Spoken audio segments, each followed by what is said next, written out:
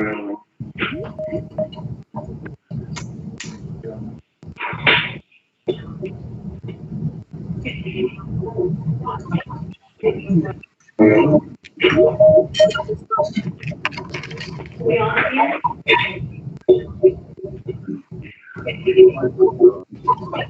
God, they haven't started. Good evening, everyone. If you could turn your mics to mute.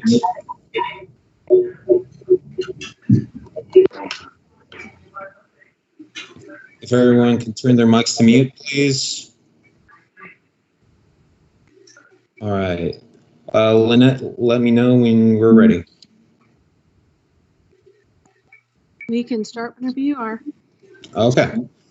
Good evening, everyone. Thank you for holding tight. I apologize. We were having technical delays.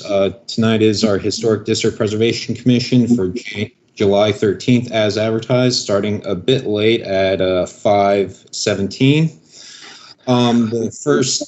I just want to remind everyone, please mute your mics unless you are speaking, and please state your name before all statements. Those interested in making a public statement, please follow the directions provided on the screen. There is about a 30-second delay for those calling in, so we ask that all participants be aware of that. This will be the procedure for tonight. Sorry, but there's still someone that has not muted their computer. If you could please still do that. Thank you. So these are the procedures that we will follow. As we do not have a permanent chair, is there a nomination for a temporary chair for tonight from the commission members? Please remember to unmute your computers for nominations.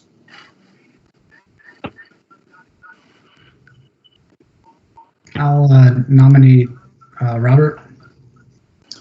All right, Robert Crossland is, Lynette, you prefer to have a second? I'm sorry, who made the motion? That was Corey Barber. Thank you. Second. That was Gene Gallagly. Do we need to have a roll call for this one, Lynette, or all in favor is good? All in favor is fine. Okay, all in favor? Aye. Any opposed? All right, Robert, you are our temporary chair for tonight. You can start us off with approval of the agenda.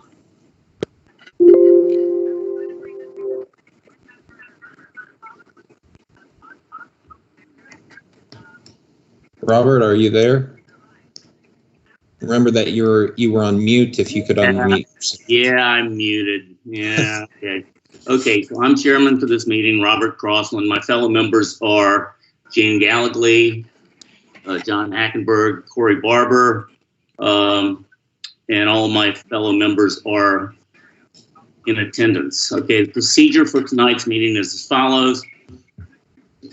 I will state the matters to be heard as they are listed in the agenda. The item will start with a presentation by staff, followed by a presentation by the applicant, which will be limited to no more than 10 minutes. When appropriate, public comment will follow, and these statements will be limited to 3 minutes per person.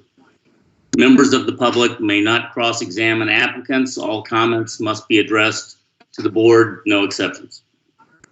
After public comment, there will be a final statement by staff, followed by the applicant. At any point, the board may question staff or the applicant. Following the presentation, public comment will be closed and the commission will then deliberate if necessary prior to the motion.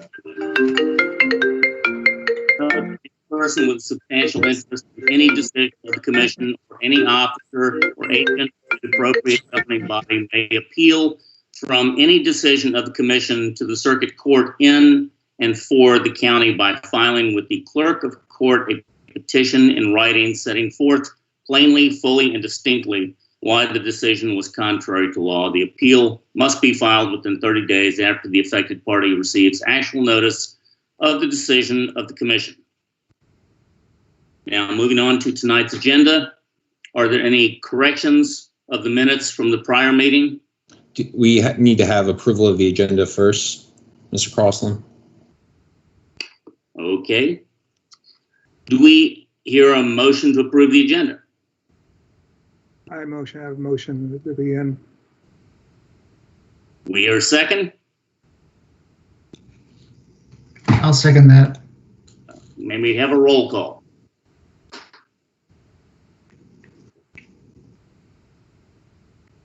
Certainly. And so we've got Mr. Barber, Yes. Mr. Hackenberg, Yes. Mr. Gallagly, Approved. Mr. Crossland. Yes. Unanimously approved. Now, moving on to tonight's agenda, are there any additions or corrections of the minutes from the prior meeting? There were actually, minutes were not available as of yet, so there's no approval of any minutes for this meeting. Then we will do that at the next meeting. Consent items, if listed on the agenda, are those that are not contested or in need of deliberation. Are there any items on the consent agenda tonight, Mr. Rutherford? Sorry, we do need to have the correspondence and general public comment meeting items first. I apologize for that. Okay. We did receive correspondence. If you happen to be on this meeting, viewing this meeting, waiting to hear item 6A, which was 129 Live Oak Drive, which was deferred at our last meeting, that item has been withdrawn. So if you're just here for that item, you can leave if you'd like. But that item has been withdrawn. You also received correspondence for 217 Church Street, item K, and for item P, 104 Mary Street. And that was all the correspondence that we had. Okay.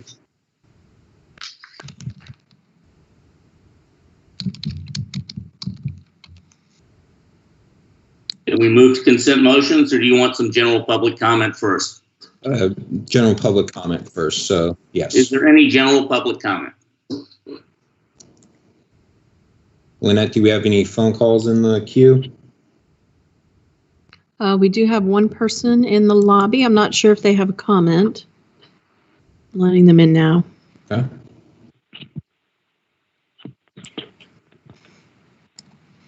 Colleen and Kent Griffin. Is now joining. Sorry, Colleen, I assume you were wanting to call in for your item here in a minute? Correct? Oh, Yes. yeah, we have it on the computer, but we can't hear anything, so we didn't know, I just don't know what to do. Okay, well, we can hold on to you. You might not need to be here much longer. Okay. Is the meeting? The meeting has begun, yes. We have no other persons in the lobby. Okay. Now we can go to. Let's move on to the consent items that are not contested or in deliberation. And Ms. Rutherford, would you like to take us through those? So yeah, item D, 840 Pitt Street, is definitely up for consent. I know one member had an issue with 304 Bank Street, so we could hear that item. So it looks like 840 Pitt Street, it can be consented. Okay. And that is, just for reference, applicant is seeking final review for pool replacement. Any member of the board care to speak on these items? You do need a motion. Well, I want to see if anybody cares to speak on them first. Okay, now do I hear a motion, since there are none? So do I hear a motion to approve the consent items listed? I make a motion. Robert Crossland. Could you just list that address in your motion? Yes, that's 840 Pitt Street as a consent item. I'll second that. Is there a roll call? Please, maybe you have one. Certainly. Yes. As it comes up here. There we go. Mr. Gallagly, Approve. Mr. Hackenberg, Approve. Mr. Barber, Approve. Mr. Crossland. Approved. Unanimously passed. How did this happen? I don't know. So- We're having a little problem here. So, Austin, that- Yes. what you're saying is 304 Bank Street now goes back into the consideration pool? Yes, for the Okay. short answer. Got it. So, yes, we can, I guess since item D is not, was just consented, we can move straight to item H. Okay, H, 309 Bennett Street. By the way, Austin, thank you for whittling this thing down to a manageable 9 items tonight. So 309 Bennett Street, we'll begin with staff presentation. Okay. Applicant is seeking final review for a new pool. Applicable ordinances are impervious lot coverage and yard requirements. Applicable guidelines are decks and pools number 4. The project appears to meet the impervious lot coverage provisions, 36%. The pool appears to meet the design guidelines. They are asking for a side setback encroachment to be reduced from 6 feet to 5 feet. Again, under yard requirements, the commission can review these setback conditions of the adjacent lots and the pattern of the overall district and streetscape to see if encroachment should be allowed. Moving to the staff recommendation, the staff understands the desire to maximize the rear yard. All pools in the Bennett Street area do appear to meet the accessory setback of 6 feet. Therefore, staff recommends approval for the pool, for it appears to meet the Colleen and Kent Griffin design guidelines. Is now exiting. But condition that the pool and the pool equipment meet the 6 foot setback. So just moving it 1 foot further in. Going to these are pictures of their. Let me get to the laser point. These are pictures of their backyard area and pictures of exactly the materials that they would use for their pool. They are also looking to install a fence. Sorry? Can we change the view here, or do I just go down and tap it and bring it up big? There you go. You not Got seeing the PowerPoint? Yeah, it was small though. Oh, I got it. I apologize for that. That's okay. New fence pictures. These are the examples that they will use. Here's the current survey of the site. Moving to the pool placement on that survey. And they would also be taking out basically a fire pit area. This is the location for the fencing.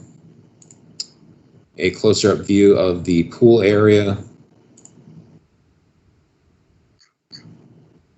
Pool cross sections. Another close up. It will be using a pool cover. And again, showing a crosshatch over the fire pit there. That concludes the staff report. I don't know, is Mr. Taylor available for your presentation? Just remember to take yourself off mute. Yeah, Mr. Taylor's here. Can you hear me? Yes, we can. Okay. I don't have a presentation. We had reached out to Austin prior to this to just see if the commission had any questions or concerns.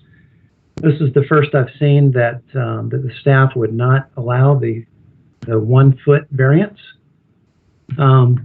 If the commission would just acknowledge that on 2 sides of the corner of our lot, we have buildings that are within 6 inches and 2.5 feet. Both of those buildings are taller than 28 feet. So I find it a little unreasonable that you wouldn't allow a 1 foot variance for a pool that's not going to be inside of 5 feet from the neighbor's lot. Any thoughts or logic there? It appears you have a reasonably wide lot. We do, as do our neighbors as well. And we don't generally think that's a good reason to put a pool further into the middle of the yard. part of the reason that we like a shorter setback on that side is that that space is aesthetically not as good looking as the rest of the yard because of those towering neighboring buildings. And so we don't want to use space in the middle of our yard. We'd rather push this pool 1 foot closer to that side and plant some shrubbery to hide those buildings, which is nearly impossible because of their height.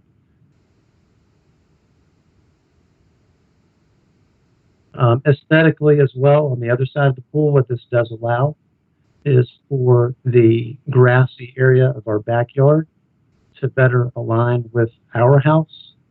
And again, as I said, it looks better than the side of our yard with those taller structures. Okay, very reasonable. Any other questions of the applicant or follow-up questions from staff? Austin, this is Corey. I didn't see any like trees or tree protection zones when you were flipping through there. Are there any, trees that need to be considered?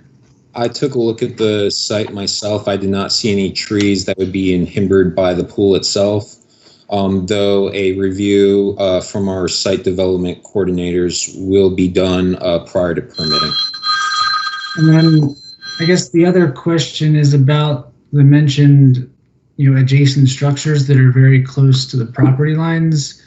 Do you know anything more about those that you can tell us? Are they historic? Are they new? Were they approved a year ago, 10 years ago?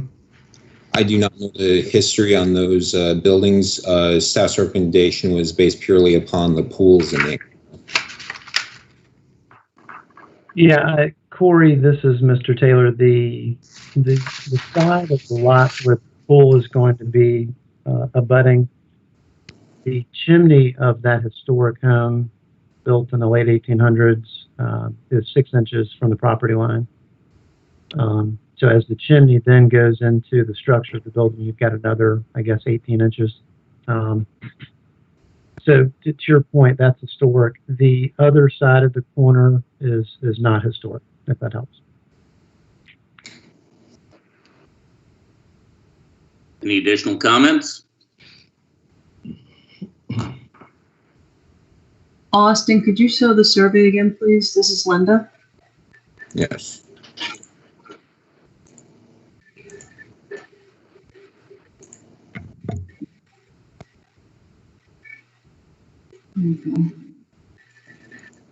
The one with the pool. Yeah. Linda, we're not in. Linda, are you part of the applicant? Sorry. Or are you? No, I was going to make a comment about this because I do know these neighboring properties and such. It's a very tight corner, and we were given Right. So, Linda, we're not in public comment yet. If you want to hold on just a moment. Yeah. Okay, thank you. Sorry, Linda. For a second. Yep. Sorry.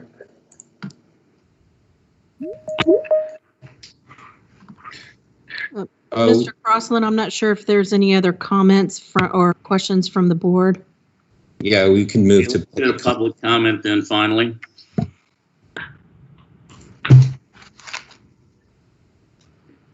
Linda. Now you can start up if you'd like.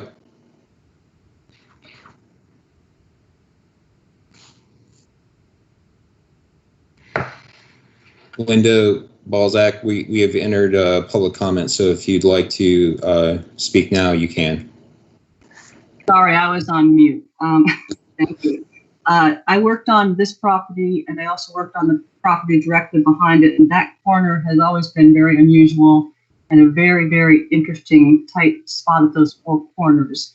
And there were variances granted on the property directly behind them towards the harbor, and the historic house to the left of that property is within, I mean, it is so tight right back there that I believe that the 5 foot would be reasonable, just 1 foot, just because like 2 of 3 properties are just right there, and it's already been approved with some variances because it's a very unique situation. This is highly unusual in the Old Village. That's it. Any final comments? Anyone? Staff, applicant? Sorry, we do have some waiting in the lobby. One moment.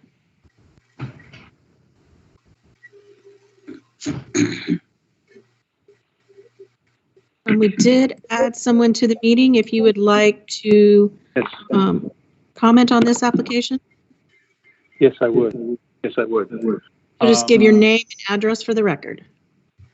Alan Smith, 115 Friends Street, Mount Pleasant. Go ahead. 3 minutes. Okay, this home was built in 1971, and as such, it's non-historic. I'm an architect that practiced in 8 states, and I've been asked to take a look at this house very closely. I've also been licensed in Washington, D.C. I've worked for over 40 years as a registered architect, specializing in residential. Hold on.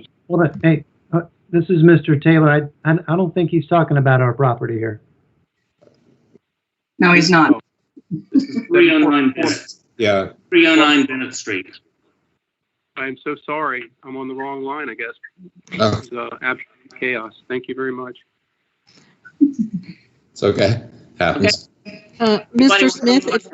Smith, if you want to hold on, we'll mute you, and then when the item comes up, you'll be able to hit *6 and then be able to speak at that time. Okay, we'll now go to board deliberation. Hold on, Mr. I think we still have somebody else. We do have someone else in the lobby. Oh, okay.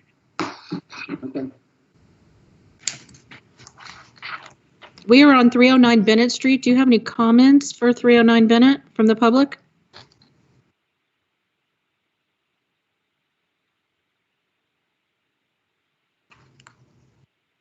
Okay, Mr. Crossland, I think we're good. Okay, any discussion among the board members? I don't have any rebuttal from staff. So if the applicant does or not, or else we can also just go ahead and close public comment while we're at it. Okay, let's close public comment while we're at it. And since there seems to be no desire for discussion on this item, can I hear a motion? I do have a suggested motion. However, if you do want to approve it with the 5-foot setback, you can just scratch this out here and condition it with the 5-foot setback as per yard requirements. Austin, I just want to clarify one thing. Their site plan showed the closest point at 4'10". So we're going to, if we change the motion, we're requiring 5, not allowing the 4'10". I'd only seen 5 foot. It varied along the length of the property. Okay. I would just say pertinent to yard requirements with the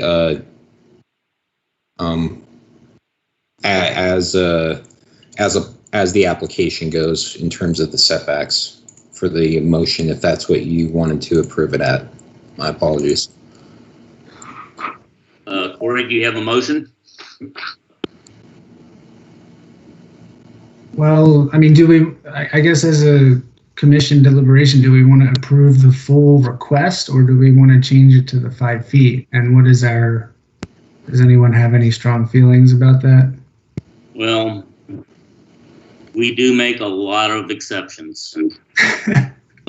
And it appears that this is an area full of exceptions, predating many issues in this area. I don't think maybe we should probably, it's 1 foot. It's not an unusual request, I don't think. Yeah, I mean, I feel like we should make it like custom to what they want, because there's some logic behind, they're trying to orient the pool a certain way to the house, and that's where you get that variation along the lot line. Yeah. So I think I'm okay with approving it as they show it. Is that a motion? Yeah, motion to approve 309 Bennett Street for meets the design guidelines. And I think it just stops there. Well, if you could add with the provisions of yard requirements for minimizing the setbacks as shown, something along those lines. Okay, with the condition to meet the side setbacks as shown per yard requirements. Which would be 5 feet, correct? So Corey, your motion is for approval as it meets the design guidelines with a condition to allow the setbacks as shown in the site plan submitted and presented? Yes. Thank you. We need a second. I'm sorry, that was Mr. Crossland? Yeah, that's me. May we have a roll call? Perfect. Mr. Barber? Approved. Mr. Hackenberg? Approved. Mr. Gallagly? Approved. Mr. Crossland? Approved. Unanimously passed. Next item, 744 Pitt Street.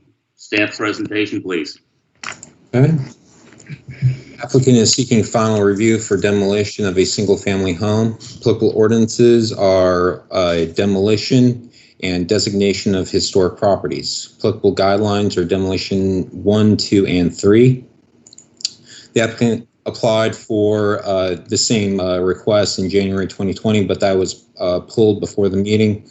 The home is listed as non-historic and built in 1971. However, was designed and was the personal residence of notable local architect Vito Pasquilis.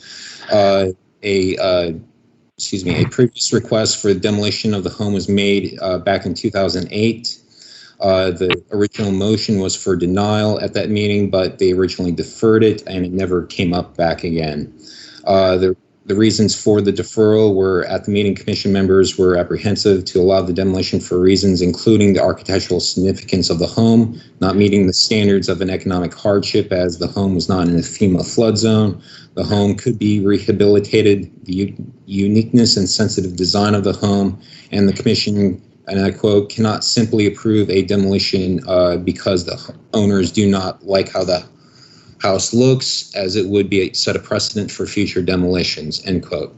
And that the applicant had demonstrated that the current structure could not be renovated, or had not demonstrated, excuse me. And there were also members of the public that spoke in opposition.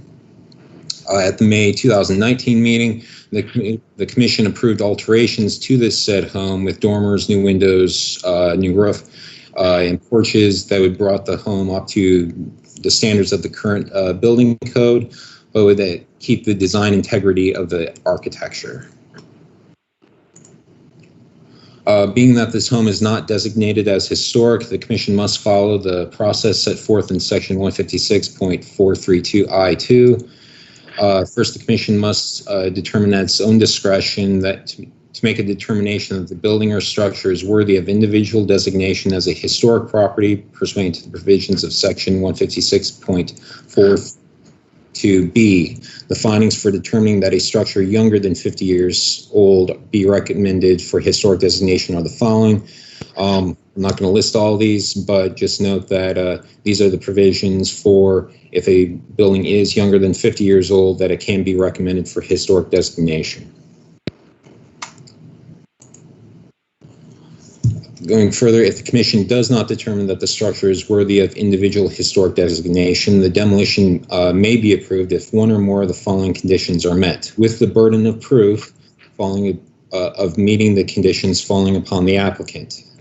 A, where the public safety and welfare requires removal of the building or the structure cannot be economically rehabilitated on the site to provide a reasonable income or residential environment compared to other structures in the general area, or a finding of substantial economic hardship is established by the commission, or where the proposed new development is more compatible with the surrounding area, considering such factors as location and exterior design. The applicant is requesting demolition on the basis of sections A and D as listed above.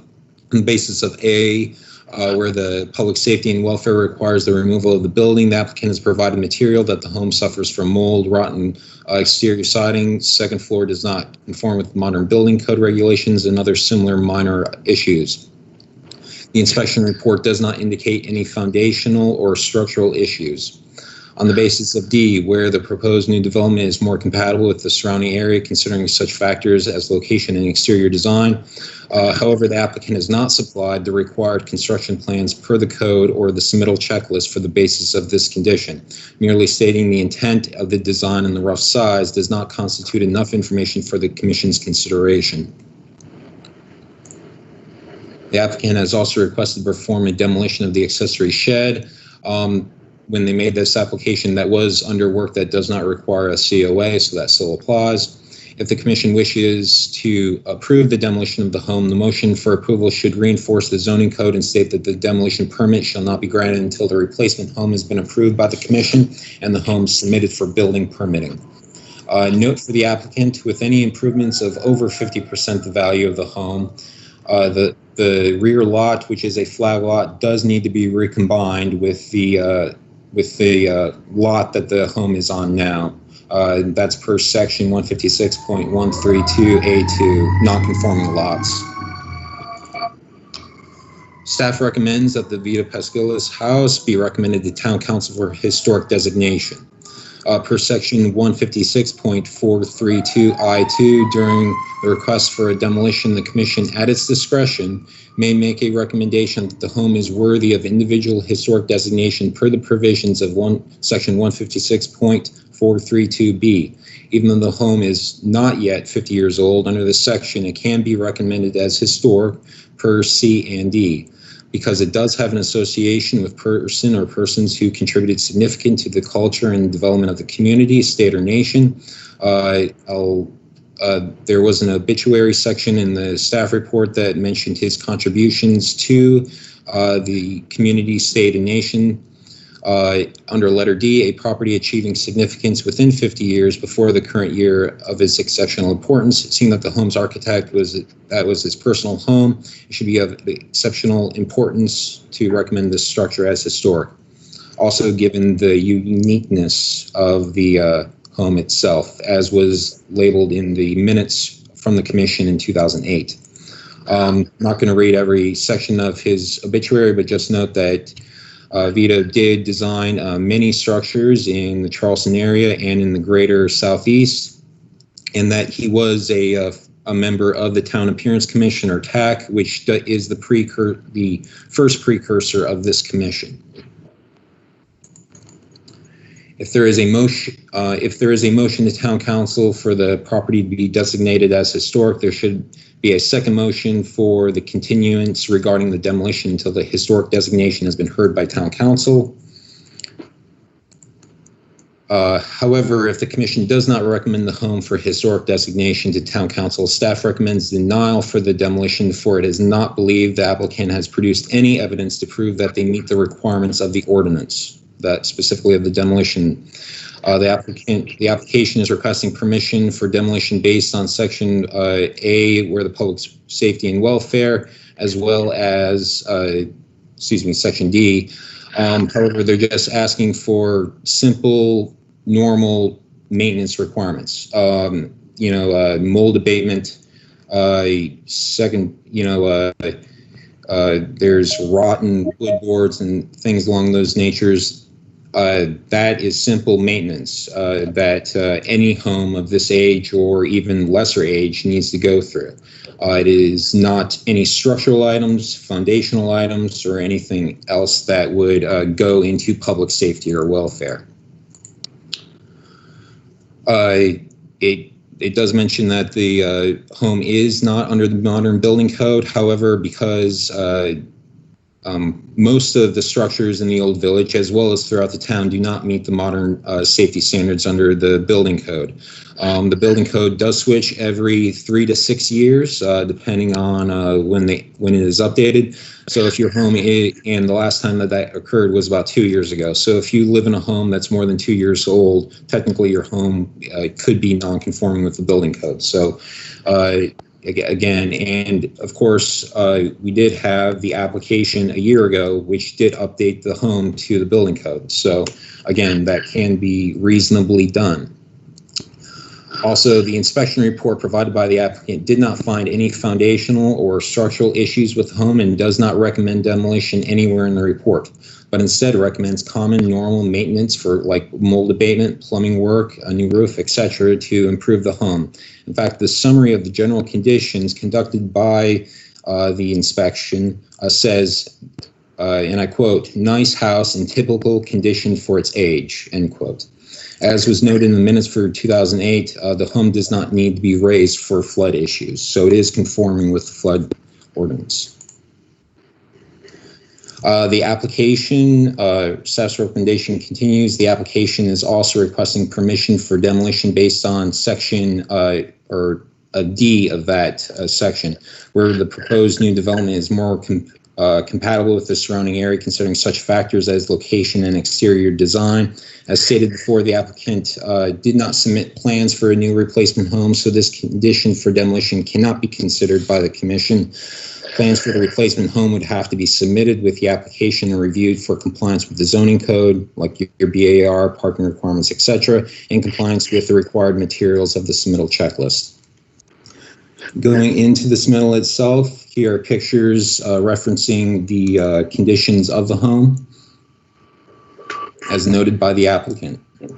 So I'll just scroll through these before staff report ends.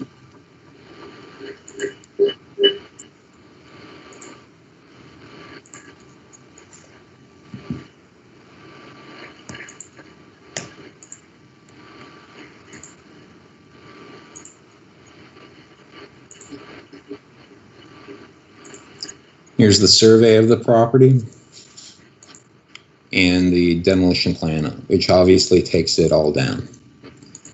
That concludes the staff report if the applicants are ready. Hi. The applicant, you have 10 minutes. Thanks. And please state your name for the record.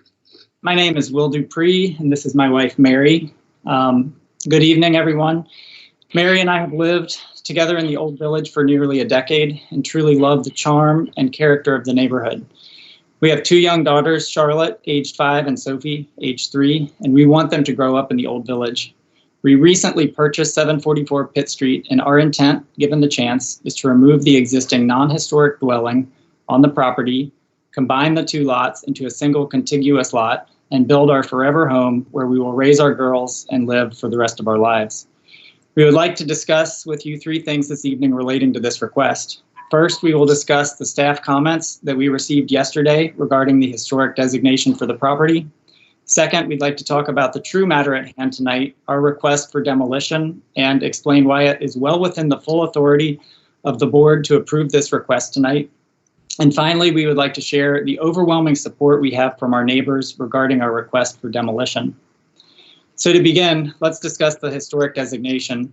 The section in the ordinance pertaining to demolition requests for non-historic houses, such as this one, states as follows: the commission may, at its discretion, first make a determination that the building or structure is worthy of individual designation as a historic property. The staff report incorrectly stated this section of the ordinance, saying that the commission must first make a determination as to the historic nature of the property. This is a significant and unfortunate misrepresentation of the ordinance, and we want it to be clear that the commission is in no way obligated, required, or in any other way mandated to make any determination or recommendation as to the historical significance of this property before acting on our request for demolition tonight. There is also a significant error in the ordinance that is referenced in the staff report's recommendation that the house be recommended for historical status. With regard to historic designation, the ordinance states a property must be designated historic if it was built at least 50 years before the current year and that it meets one of many criteria. This house is only currently 49 years old and does not qualify for any of the criteria in that section. One of the staff's arguments, C, as to why the house merits historical significance is listed under this section that only applies to homes that are older than 50 years and thus cannot be considered. The ordinance goes on to read, Ordinarily, structures that have achieved significance within 50 years before the current year shall not be considered eligible for historic designation.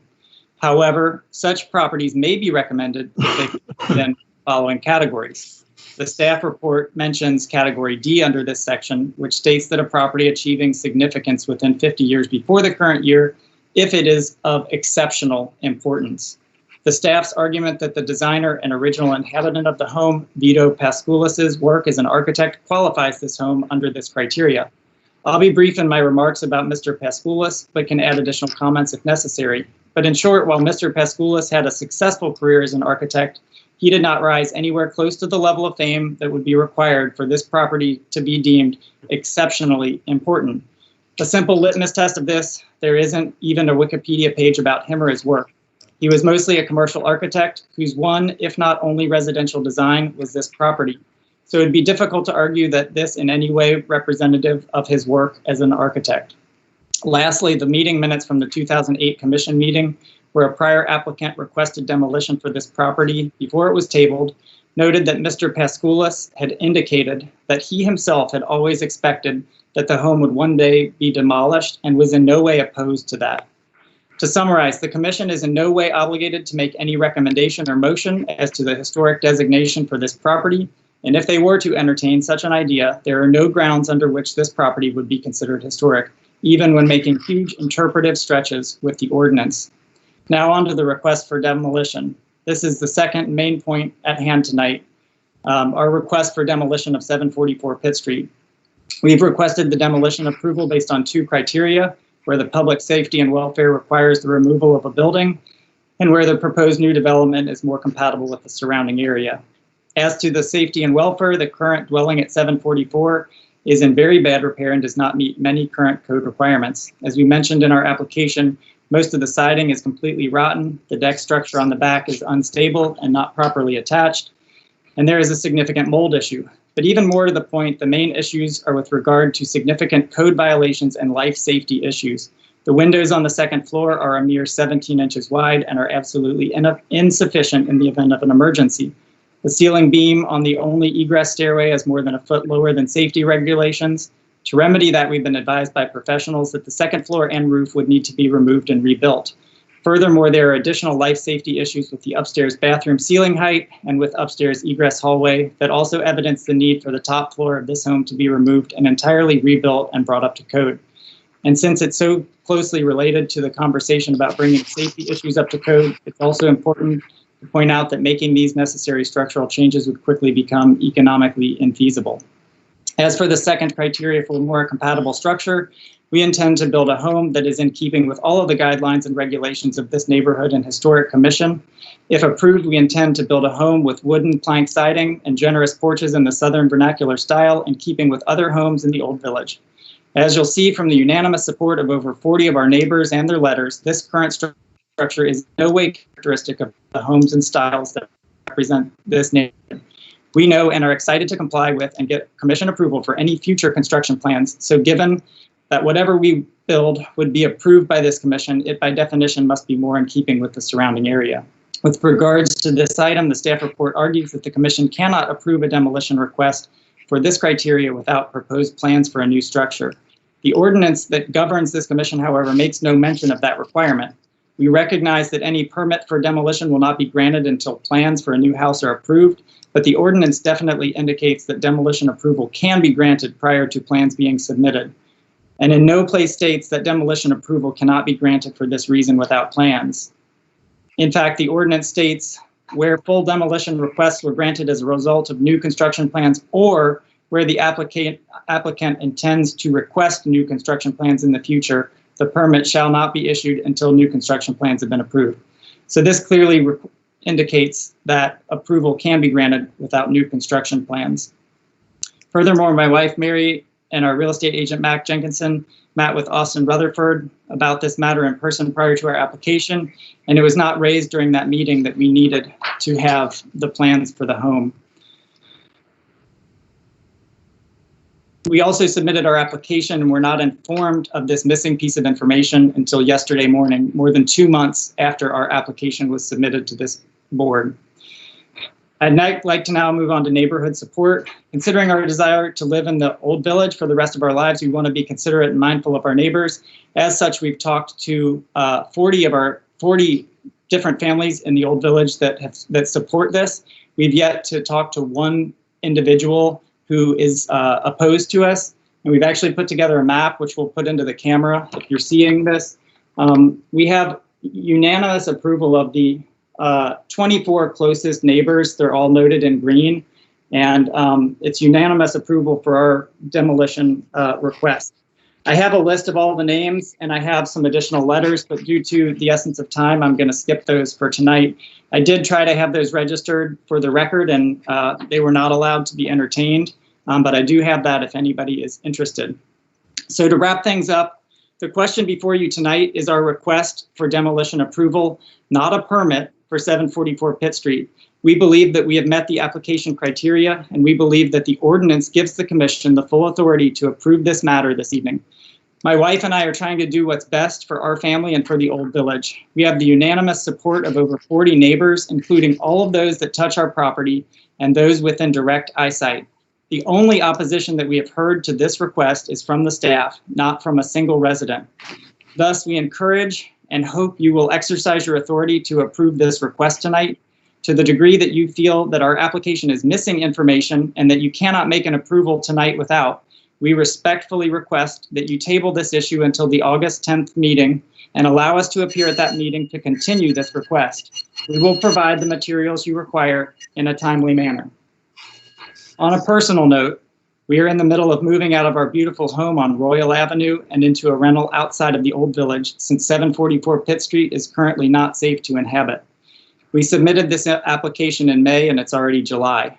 We certainly understand that you can't rush these matters, but every delay in our ability to move forward has significant financial and emotional impacts for our family, not to mention the charm and character of the Old Village. We are trying to do something good for everyone involved, and we have the support of our neighbors. As such, we humbly request your approval tonight for our demolition request. Thank you very much to the applicant. Are there any members of the public that would like to speak on this item? Yes, Linda Balzac. I worked on this, Linda Balzac at 422 Hot Drive. I worked on this property last time around and served on the board for a number of years, a long time ago. And the house was always in question because everybody has their idea of what does fit into the village and what doesn't. But there's a very unique fabric, and this is a very good example of a 70s piece of architecture. It is 6 months away from being 50 years old.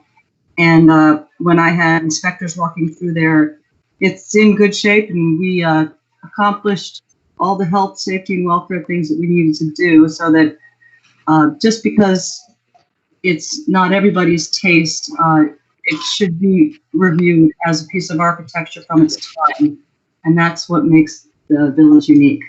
And that's it. Any additional public comment? Lynette, do we have any callers or anything? We do have a caller that I just let in. They just need to hit *6 if they'd like to speak on this item. Okay.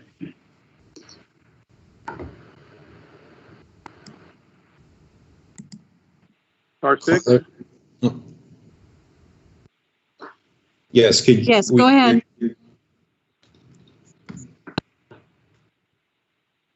Sir, you're online. If you could just give your name and address.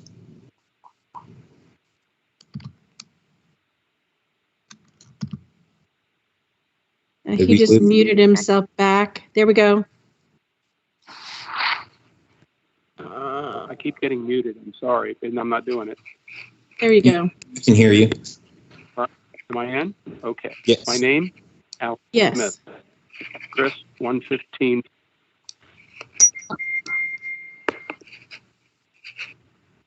Alan, did you mute yourself again? No, I think we might be having some connection issues. Okay. Go ahead, Mr. Smith. Yes, hi. Okay, I'm Alan Smith, at 115 Friend Street. I'm a practicing architect, registered in 8 states, District of Columbia over the last 40 years. I'm familiar with the house. I've walked the house. I've driven by the house, biked by the house. Very familiar with it. Classic circa vernacular, 1970s vernacular Hilton Head type home.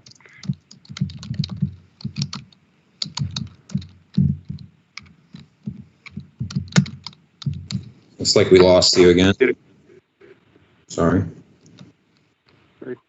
The architect, which has been called out as notable, has done a lot of commercial work, but very little residential, with the exception of his own home.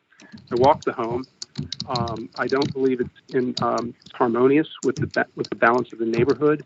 I believe that it is classic 1970s modern architecture, and it's poorly constructed as well. It also has a few violations. Sorry, it looks like we lost you again. Not in compliance for headroom, stairway leading out of the house in case of a fire. It's supposed to be a minimum 6'8" from the tread to the ceiling height. It is not. It is 5'6.5". It's supposed to be continuous 6'8". That is tied into the roof and the beam that holds up the roof. So any kind of mitigation to this requires a change of the exterior facade, which is in fact what the thing is that you say has value.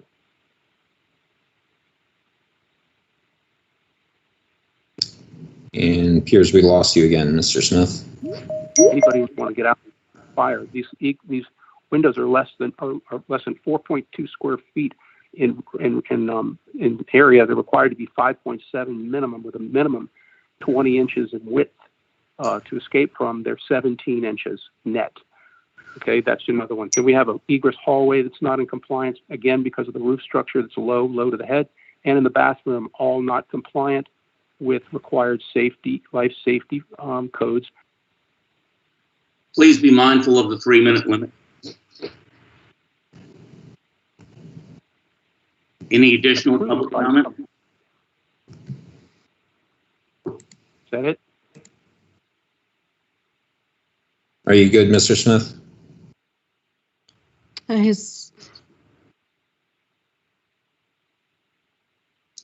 think we got the gist of it. Is there any public comment? Questions, public comment? We do have another person in the lobby. I'm sorry, am I finished? Mr. Smith, yes, your 3 minutes have been completed. Okay. Any questions of the applicant or follow-up questions to staff? I believe Lynette said we had someone else. Oh, we do. We do have someone else that's just come into the lobby as well. Okay. Okay. Yes. So that's 2 more. Go ahead. If we just give your name and address for the record. Hi, this is Carmen. Yes. Can you hear me? Carol? Yes, I can. May I speak? Okay, hold on. I think we have 2 people at once. I'm going to mute whoever is the 670 number. I'm going to mute you. Okay. And then whoever is the 224 number, you can go ahead. Just give your name and address for the record. Thank you. This is Carol Tinky at 208 Venning Street. I served on the Old Village Historic Commission at the time this property was put up for application for demolition at that time, and we deemed it appropriate as an interpretation of a modern village cottage, and worked hard to preserve it because it offered a different vernacular for the area, and we thought it fit nicely with that interpretation. So we obviously denied the application for demolition, and we also felt that Vito Pascalis was a local architect of note and lived in the home, and he has now passed away, and the home is 6 months away from being deemed historic, so we'd hate to lose it now, feeling it's an important design element in the fabric of the neighborhood. Thank you.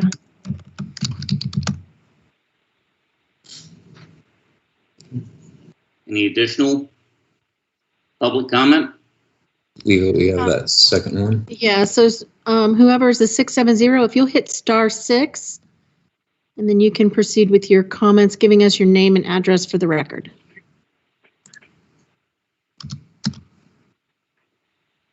Hi, this is Carmen Scott, 415 Church Street. Go ahead, Ms. Scott. Thank you. I appreciate being able to appear before the commission by phone this afternoon.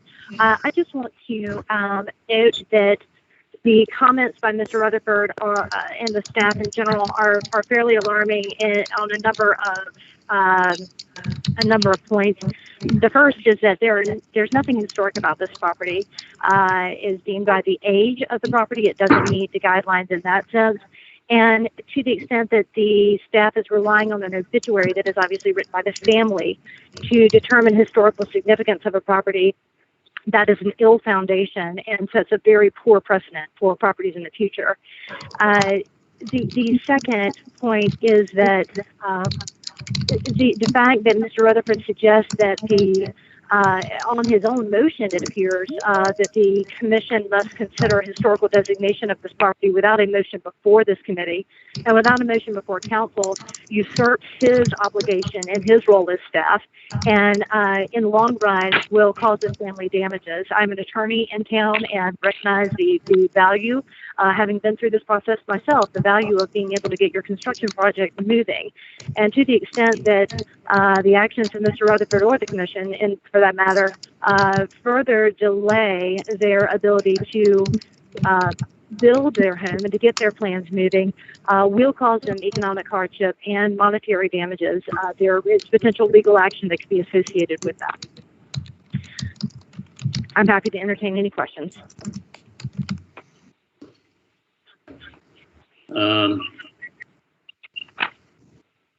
Is that the end of our public comments? Any additional ones waiting? No one else waiting, and I don't believe we have anyone else that has not already spoken. Okay, any questions of the applicant or follow-up questions from staff? From the commission, from the board? Any of the commissioners want to ask any questions? I mean, I don't know if Austin wants to, discuss further, what the applicant said, his thoughts were on what, the provisions are. I clearly see item 6 in here that agrees with Austin, but so, I do have a note if you're asking. So the applicant is correct that demolition can be granted without home plans. However, they have specifically asked for demolition to be granted on the basis that they do have home plans under item D. And I'll go back to that. Without home plans being presented to the commission, sorry, that was a timer for that last item. Without home plans being presented, they can't. The commission cannot grant a demolition based on item D because you don't have the home plans. Home plans have not been reviewed, and so forth. So I can get back to the. My question was: is the logic for it based on item 6 that says, permits for full demolition without replacement shall only be permitted for accessory structures and not permitted for primary structures? So for primary, it also says that for primary structures that you have to wait for home plans to be presented and approved by the commission for a building permit to be submitted before you get your demo permit. But you are allowed to ask for your demolition permit beforehand. And that was the way that it was handled at that time. And just let me get back to that. So that the issue is not whether or not they can request it. The issue is that a property, the issue is, sorry if I can get back to it. Okay. The issue is that they're requesting specifically item D here, that they're okay, we're asking that our new development is more compatible with the district. Well, they haven't presented their new, more compatible home. Therefore, the commission should not grant a demolition based on item D. Okay. And I will note that that was brought up to them in our pre-application meeting, so that they were well aware of that from that pre-application meeting. Furthermore, this staff report was posted on Friday onto the agenda. However, this staff report, basically every word of it, for the most part, what has actually been up since January, since they applied in January. However, they withdrew, but the staff report has been up since January. And this is the exact same recommendation, as well as, for the most part, the exact same staff report that has been up since January from that previous application. So just, yeah, that's, if that answers your question. Okay, I have a question of the applicant. Have you engaged an architect? Yes, we have engaged an architect to start discussing this matter, and he is present on this meeting. His name's Daniel Beck. Oh, cool. Okay, I just wanted to know. I'm here and available to answer questions. Daniel Beck speaking. That's fine.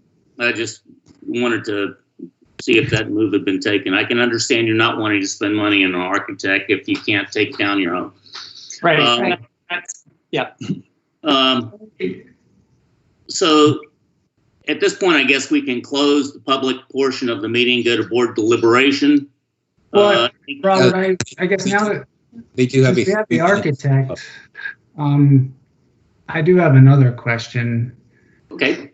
A lot of these, quote unquote code violations seem like they could be rectified within the volume of the current house. The stair where it is, I understand, isn't desired, but instead of totally dismantling the roof, you could also move the stair. Has that been considered? Are you addressing, is the comment addressed to me, Daniel Beck, just for clarification? Yeah, I don't know if you've done any, I don't know how much preliminary work you've done, but it seems like there's more than one way to, skin a cat. You could either hack up the roof and keep the stair where it is, or you could also move the stair. Has that been looked at? Daniel Beck speaking. So not only is the stair an issue where the beam, the hip beam coming in is extremely low that forms the valley, it's the attic space, or so the hallway space that connects to the front volume, where you also have another valley that comes in. And yes, you could reconfigure the stair, but that doesn't solve all of your issues. It's one of the issues that would have to be solved. And the other point of this is not a historic structure. So when looking at this and going, okay, if we're reconfiguring the entire guts of this particular property, which you could reconfigure the guts of anything, right, at any time on any project. So, I mean, that's sort of a blanket statement. But in this particular situation, you are having to reconfigure a significant amount of the vertical circulation from the first floor to the second floor, and then achieve more reasonable head heights and, as the other public comment mentioned, sort of egress requirements out of the structure. It also should be noted that this structure has 0 porches, right? So it has a stoop and then a rear deck. So in no way should this have been construed as in keeping with the old village if the requirements now require ample porches. So it's sort of a case where I feel for my clients who go, we want to do something more in keeping with the old village, but we're getting the feeling from staff specifically that they have a agenda for this particular property. I was asked to come and take a look at the building. I agree with them that this particular structure is not of import. It is not an architectural gem. It doesn't have the same architectural merit that, let's say, maybe a Beau Clowney house will have in 50 years, who specializes in residential design. Pascagoula is specialized in military and institutional architecture, and I think if you've walked the structure, that is quite frankly apparent. So I don't think this merits worth saving, and that was my opinion when they asked me to walk through it. Okay, I don't have any more questions. Do we want to deliberate? Oh, we do have the rebuttal time. Oh, sorry. And I did want to just point out, again, it is up to the discretion of the commission whether or not to exercise the historic designation portion of the ordinance. The applicant was referencing the portion of the section of the ordinance that is for structures that are more than 50 years old. However, staff was pointing out the portions of the section of the code for declaring historic structures that are less than 50 years old. So there are those 4 provisions for that are less than 50 years old that you can exercise your right at your discretion to recommend historic designation. Now, the end result is that they do have to go to town council, and town council would have to approve it as historic if that is the route that you end up deciding. So the buck does not stop with this commission, it ends with town council. So, and that's the way it always goes. So I just wanted to point that out. And then the applicant does have also their 3 minutes of rebuttal time if they would like to say anything further. Yes, we would like to just mention a couple comments in closing.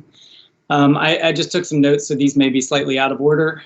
It was mentioned that that this house is 6 months away from being historic. That is not true. It is 6 months away from being eligible to be historic based on those 50-year guidelines, so we should keep that in mind. I did hear some other things. I did want to reiterate that we have the support of more than 40 families in the Old Village who are all in favor of this demolition request. Again, that includes every one of our adjacent neighbors that touch our lot and that are in eyesight. They all unanimously approve our plans or our request to demolish this. I think I appreciate Daniel for speaking up. I haven't had personally, I think some of those previous plans that were proposed, I do not think address all of the life safety issues that we've uncovered. So I think that future plans to renovate the house would need to address that. And like Daniel said, this is not, in our opinion, worth preserving. And we think that we can build a fresh dwelling from scratch that is more in keeping with the porches and the theme and the character of the Old Village. Just to, again, rebut, we did not get a chance to see the staff report until yesterday morning. That was Sunday at 8 or 9 a.m.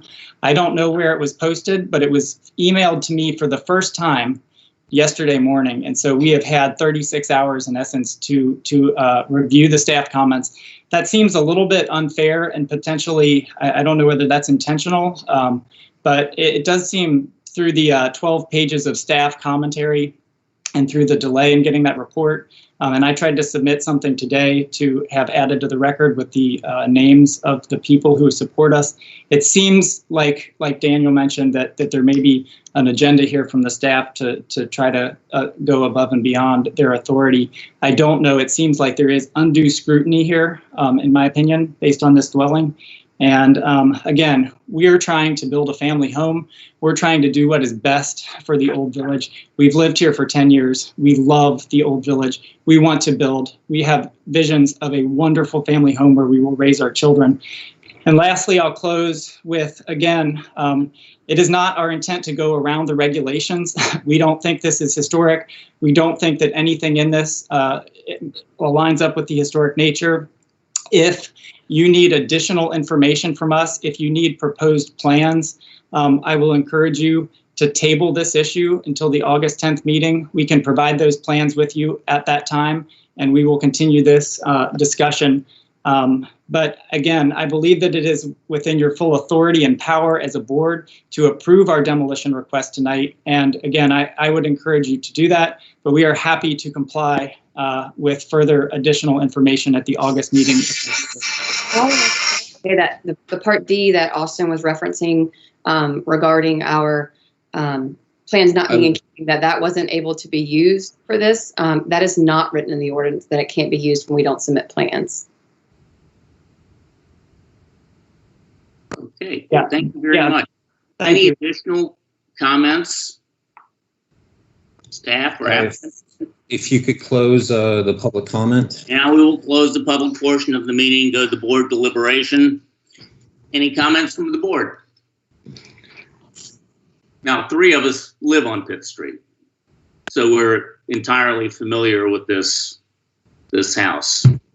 Why don't we get the white elephant out of the way? Does anybody believe this house should be submitted for historic preservation? I mean, I feel like the house is unique, and it's been there for almost 50 years. So I feel like it's hard to say that it doesn't fit in if it's been there for 50 years. I don't know a lot about that specific architect. I do know that that firm that he worked for is a very well-known and reputable firm in the area. So I don't know if his position within that well-known architecture firm makes him more important in any way. I feel like if this were next year and it was clearly 50 years old, I feel like it should be recommended, because the whole point of this commission is to try to preserve things. And this kind of feels like a race to get in before that 50-year mark. So would you like to make a motion? I mean, I guess I'd be interested. I mean, nothing says the town council is going to make it historic if we ask them to look at it. No, but I mean, the question is, would you like to make a motion to submit it for that? I mean, it almost seems like good due diligence to do that. So I guess I'm willing to do that. Well, I do have suggested motions if that is what you are desiring to do. I mean, I guess we'll see if anyone disagrees. Yeah, do I hear a motion? Yeah, you could deliberate further with the other 2 commission members if they wanted to speak up on this before you make a motion, if you'd like to. Just saying. Yeah, I mean, I know you guys live on Pitt Street. I live probably just as close as some of you to this house, but not on Pitt Street. And I've actually been in this house, and it's an interesting, cool house. I don't know if anyone else has been in the house.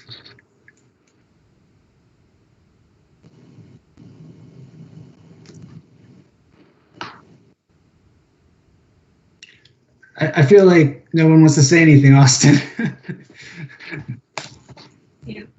All right, are we allowed to say anything at this point or not? No, public comment has ended, sir. When would town council see this, Austin? There would have to be a 30-day response to the owner of the property. That's required. It's actually, because it's a public hearing before town council, and that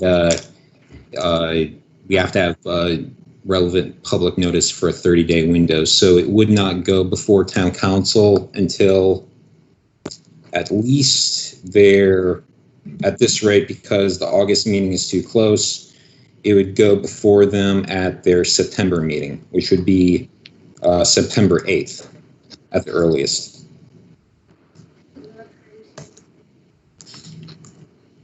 Okay, since I mean, I'll motion it. We'll see if anyone agrees. Well, let me have a little bit of additional commentary here. Sure. This is a very desirable lot. It is not a very desirable home. From the perspective of the value of the lot and the value of the home. I believe a historical designation would, for all time, limit the value of this lot and this place and create an undue burden for the owners. That's just my opinion. I did the same thing when I moved here a few years ago, bought a house, took it down. As they were dismantling it, they figured out it was probably built in the 1920s. And they went through 2 hurricanes and a fire. But in the end, it was not a desirable home on this piece of property. But I don't know that that's our mandate, is to determine whether it's a desirable home. Well, otherwise, I believe we're setting ourselves up for a lawsuit, which we will ultimately lose. I mean, you know, that's my assessment of this situation. I would like to have some of the other guys comment on that, because I mean, it just looks to me like this is a losing proposition.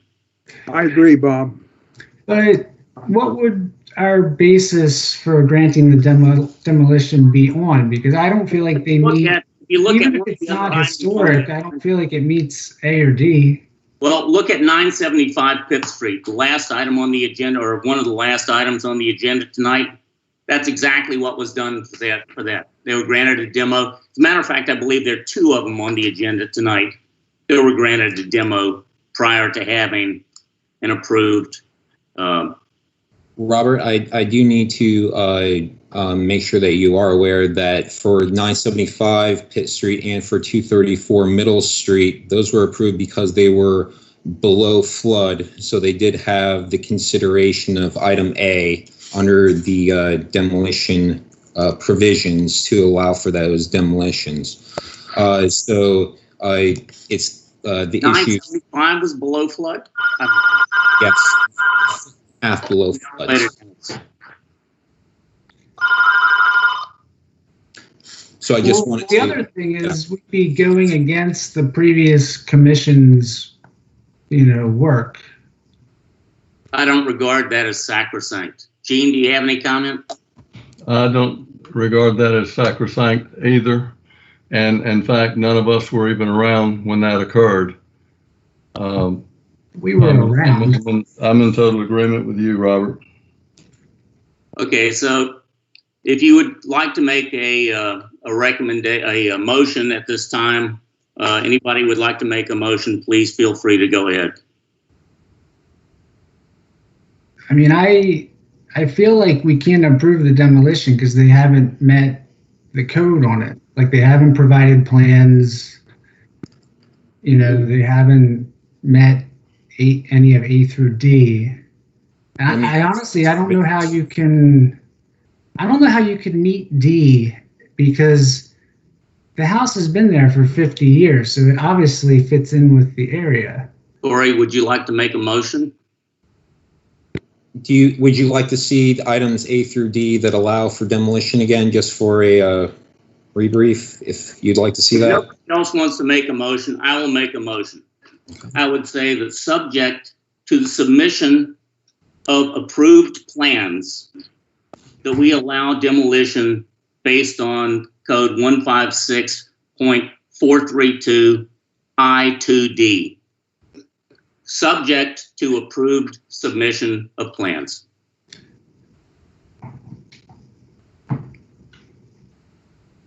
We do need a second. I would second that. May we have a roll call? Sorry, who seconded? Gene. Thank you. All right, Mr. Gallagly? I would approve. Mr. Hackenberg? I approve. Mr. Barber? Disapprove. I'm sorry, you say approve or not approved? Not approve. Thank you. And Mr. Crossland? Approve.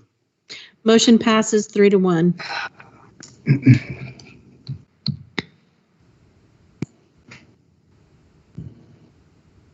Okay, let's move on to our next item. 11 Pirates Cruise. All right. Applicant is seeking final review for site improvements, home alterations, and accessory pool. Local ordinances are impervious lot coverage, yard requirements, BAR requirement, parking area requirements, and denial of COA application.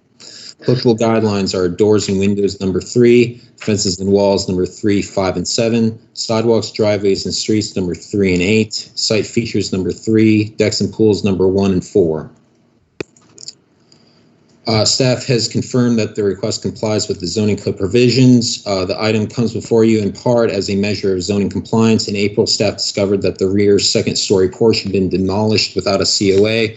This also resulted in a further violation of reducing the porch percentage below the minimum of 10%. The application attempts to rectify this violation. The pool, rear overhang porch elements and driveway appear to follow the design guidelines. However, the decking materials, windows, and fencing do not. Design guideline, decks and pool states for non-historic structures, decks are appropriate when their design, location, and materials are harmonious with the primary structure or other examples in the district. Seeing that this home is a brick neo-colonial home, stucco or stone decks appear to be not harmonious materials and designs for the home. Design guideline, doors and windows number 3 states for non-historic buildings, windows that do not alter the original character of the existing building and are similar in appearance are appropriate. The windows should feature true or simulated divided lights and buttons with an exterior profile that is similar to that of the original windows. The proposed Frank 6 light windows are not similar in appearance and do not have a similar exterior profile of that of the existing double hung windows of the home. The proposed windows are not representative of a neo-colonial home. Fences and walls number 7 states that no solid fences are allowed. The fence design must be opened up to allow spacing.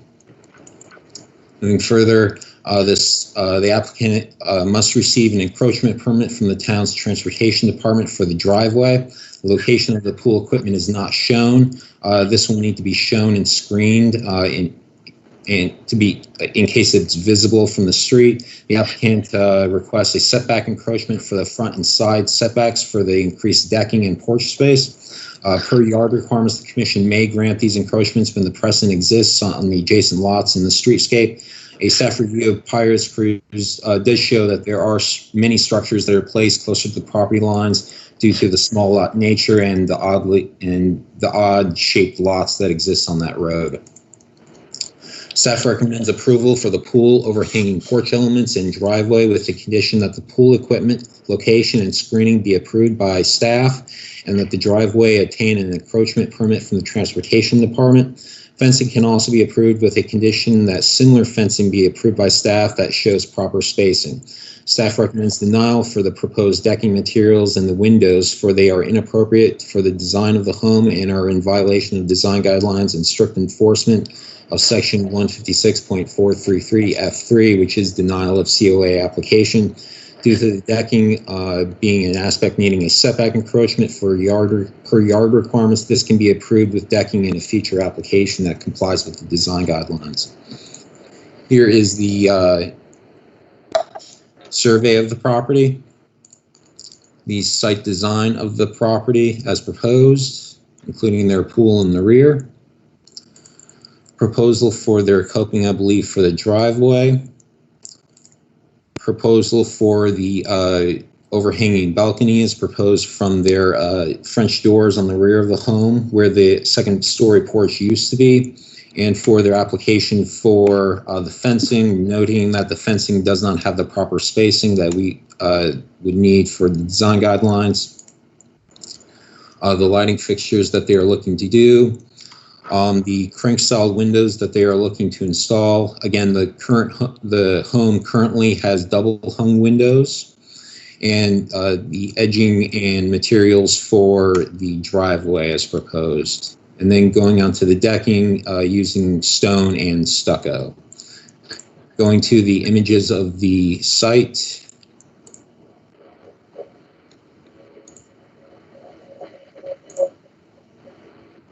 As currently existed. And that concludes the staff report if the applicants are available.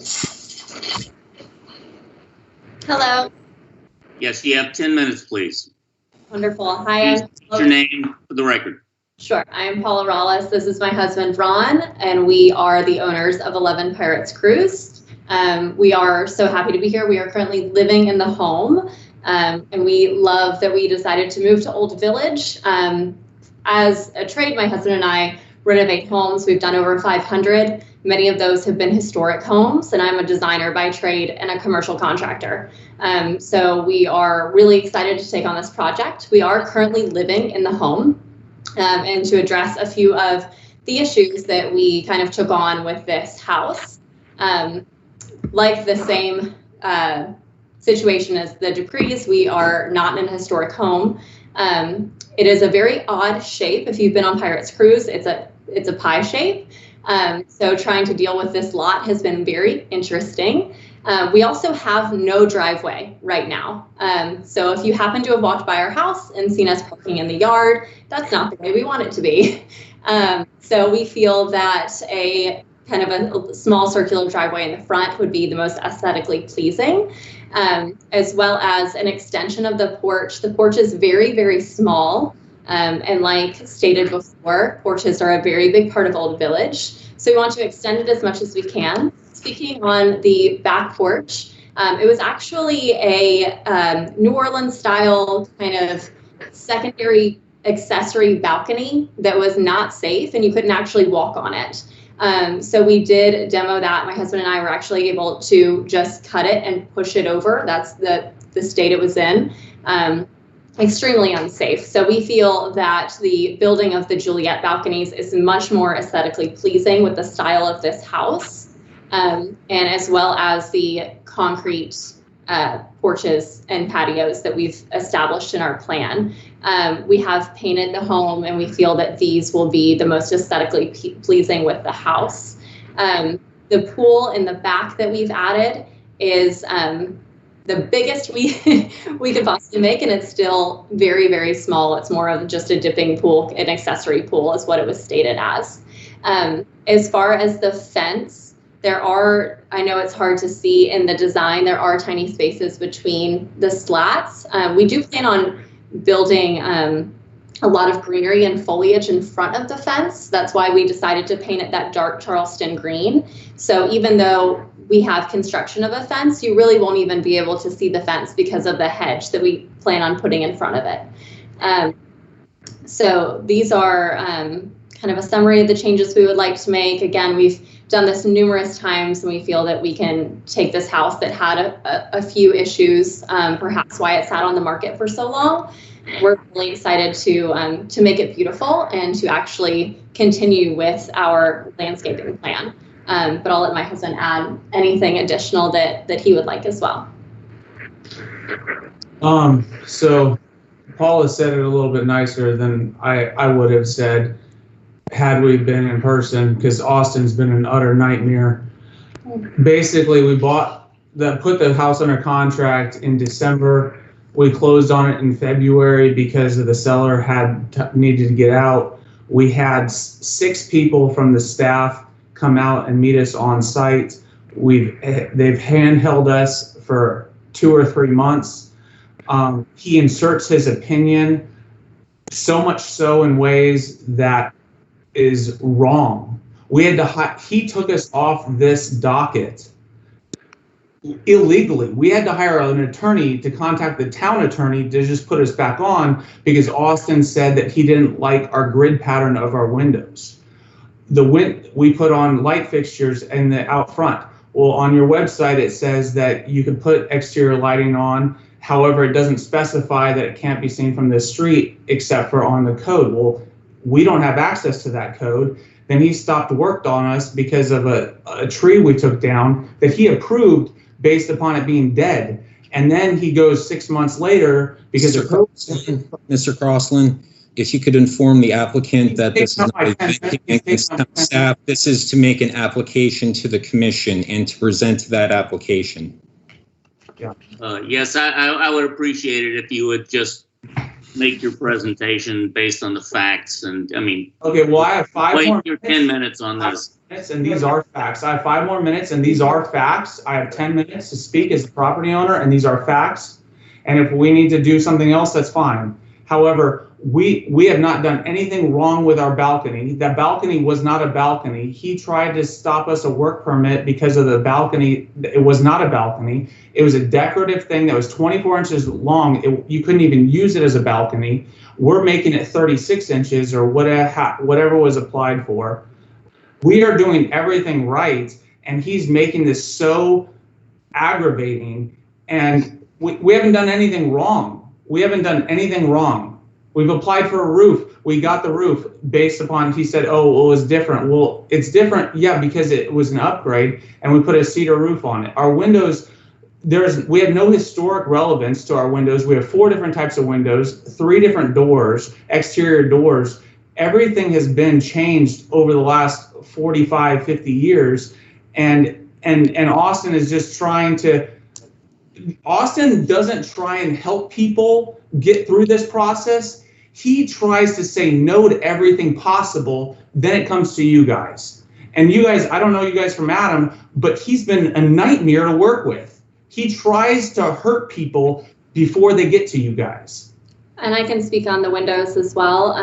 They are stated they were, he said that they were double hung. We do have 3 different types of windows on the home. Some of them are double hung, some of them are vinyl, it's kind of a mishmash of things. And we would like to change the grid pattern, not to a super modern, just reducing it by 1 grid. So it still looks very similar to what we have now, but we would like a cohesive window package. We would like to upgrade them to casement windows, which I know has been done on many homes in the historic district. But we right now have a very bad window situation. I'm looking up at a window right now that has cracks, and I literally had to put tape over them so water doesn't get in. So we are in a very bad window and door situation. We have 3 different times they've been replaced. We have vinyl windows, 3 different types of windows. Some not even 3 or 4 of them aren't even divided light. Our front door is an $80 steel door from Lowe's. I'm just trying to say we need, beyond approving our application, we need someone else in Austin's position. He hurts the old village. We're just a little frustrated, but we have we've presented all of our changes that we're making, which we feel are very positive changes to the home, and we're here for any follow-up questions. And we've had 0 feedback. The last family said they got it last night. We applied back in February and March when Austin started being a squeaky wheel, and we've done everything we've asked, everything he's wanted, and he has not yet given us 1 ounce of feedback. What Austin just told you guys was the first we ever heard of anything. We did, we have followed up. Our architect is also on the call. He's followed up 3 different times with Austin, and we did not receive any comments or any of the paperwork that was just reviewed. We have not heard from them since we applied. Okay, well, seeing as your architect is on the line, let's move on and say, are there any members of the public, which would include him, that would like to speak on this item? You have 3 minutes. Please state your name and address so that we may know who you are.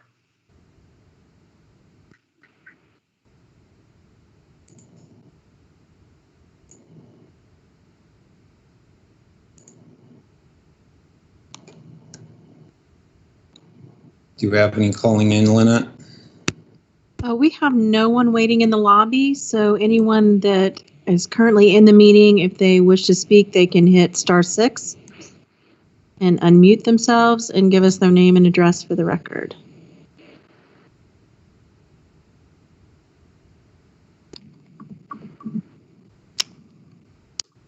Mr. Crossland, I don't believe we have anyone else that would like to comment. This is Kevin Miller. Sorry.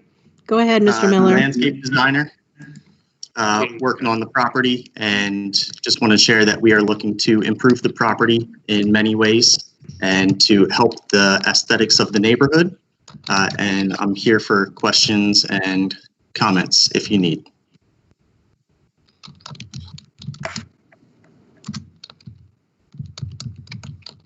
Okay, are there any questions of the applicant or follow-up questions to staff from the commission? The 4 of us. What was the proposed spacing on the fence boards? It didn't appear to be very much. There will be I believe Kevin can instruct as well, 1/2 inch to 1 inch of spacing. But again, the fence, we plan on planting very tall hedges right in front of the fence immediately. And I just want to add, we will do whatever the spacing is that our neighbor did, because he got approved for the exact same fence on staff level already without even coming to you guys. So we'll just do whatever they got approved for. We're happy to match that.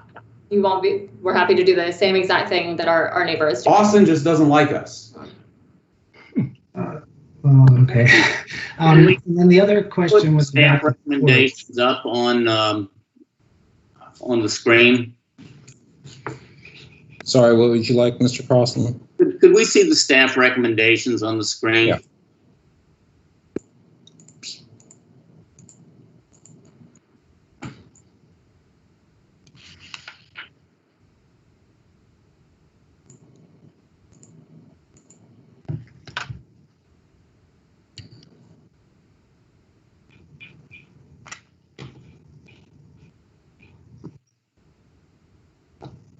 I would like for the applicant and Austin to discuss recommendations.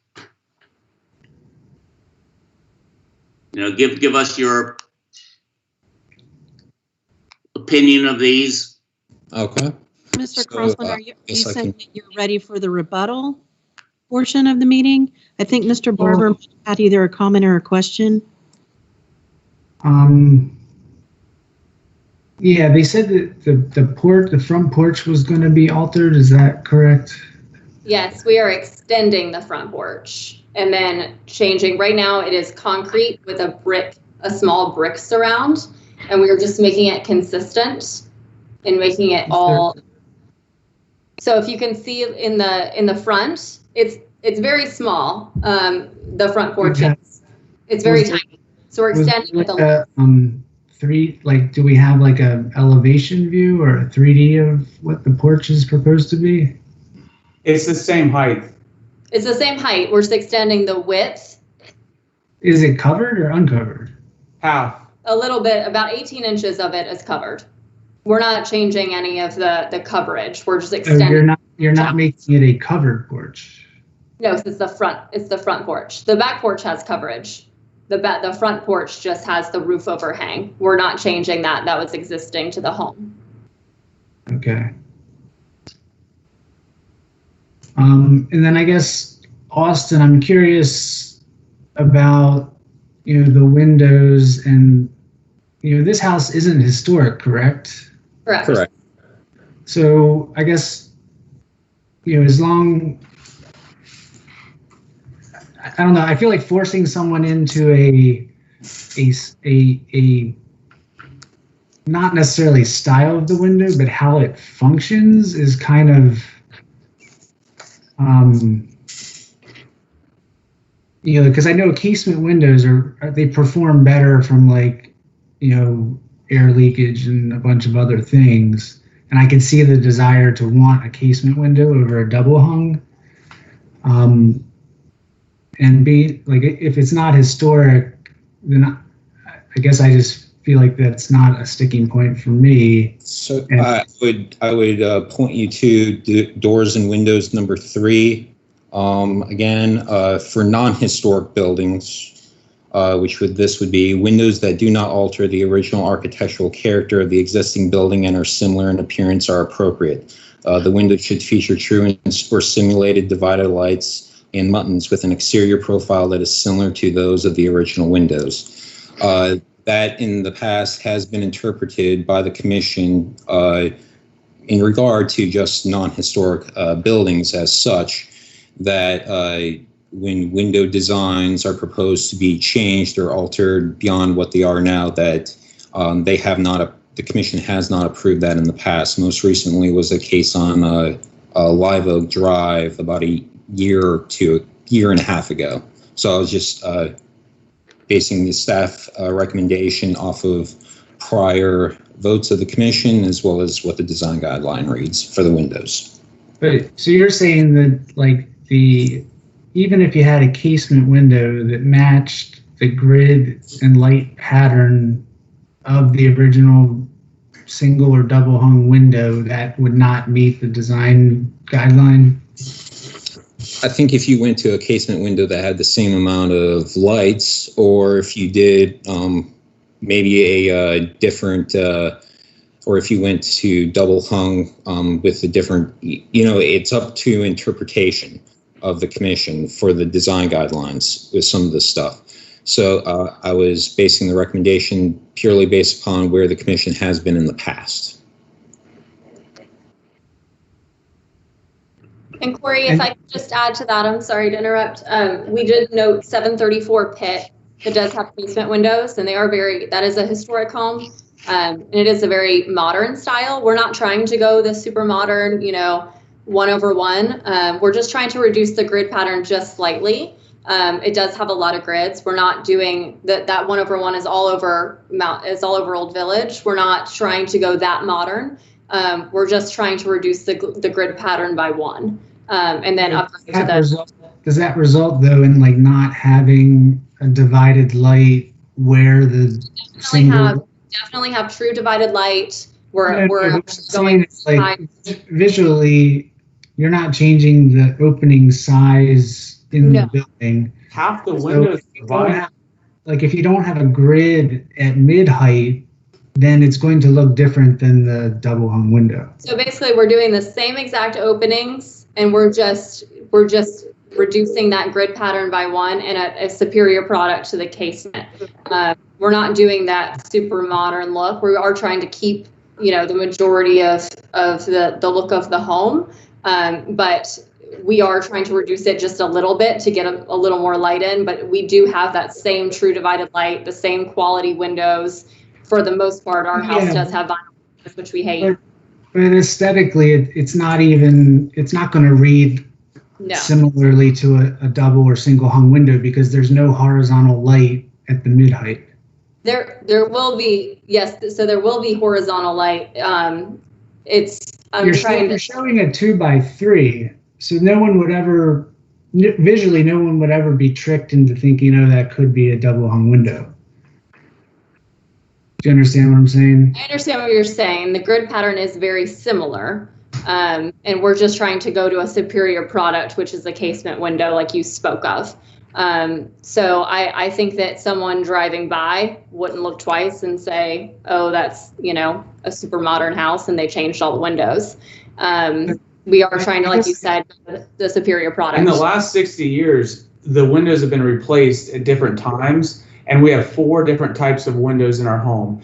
And 3 of them, I don't want to even quantify as 3 different windows, 3 different styles of windows are just vinyl, non-divided light, and we have a steel door out front. And I mean, at the end of the day, Austin came onto our property and said, staff will not approve this without more grids. Well, who is staff?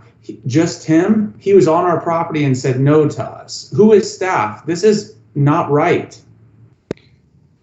Well, I guess I just want the simple question answered. Is there going to be a horizontal light at the mid height of the new window or not? It depends on which window we're talking about. So we have some windows that are much larger and not the size of the ones upstairs.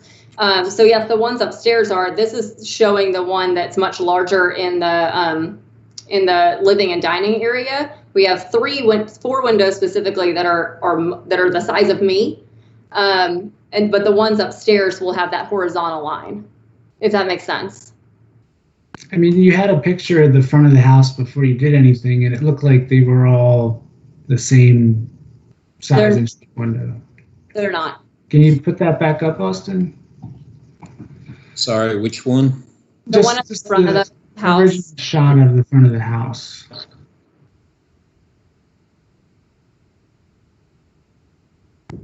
Here's the shot of the front right here. That's the one you're looking for. Yeah, so they're all double hung windows. So they're all the same window. So they're different sizes, but they're the same style. Okay, so I see what you're saying. So the ones upstairs will have that the same sort of style. The ones downstairs we're doing the front door that we propose changing, and then the two on either side, those will actually be French casements. What is that? That means a 2x3 pattern? Or? So the French casement will actually crank outwards like a French door would. Oh, you're putting, okay. So there's a vertical division in the middle of the window. Correct. I don't know. I mean, I feel like we need to see an elevation with what's proposed. Was that included or not? All the windows were included. The whole entire window package, what goes where, and 3D photos of all of them. It's black. It's matte black metal. Mm-hmm. Matte black metal. I mean, look at that front door with the transoms. I mean, that was replaced, what, 10, 15 years ago and looks awful. Like I'm not opposed Another view of to that the idea of, you know, upgrading the windows. It's just, it's hard to see what you're doing with what we have in front of us.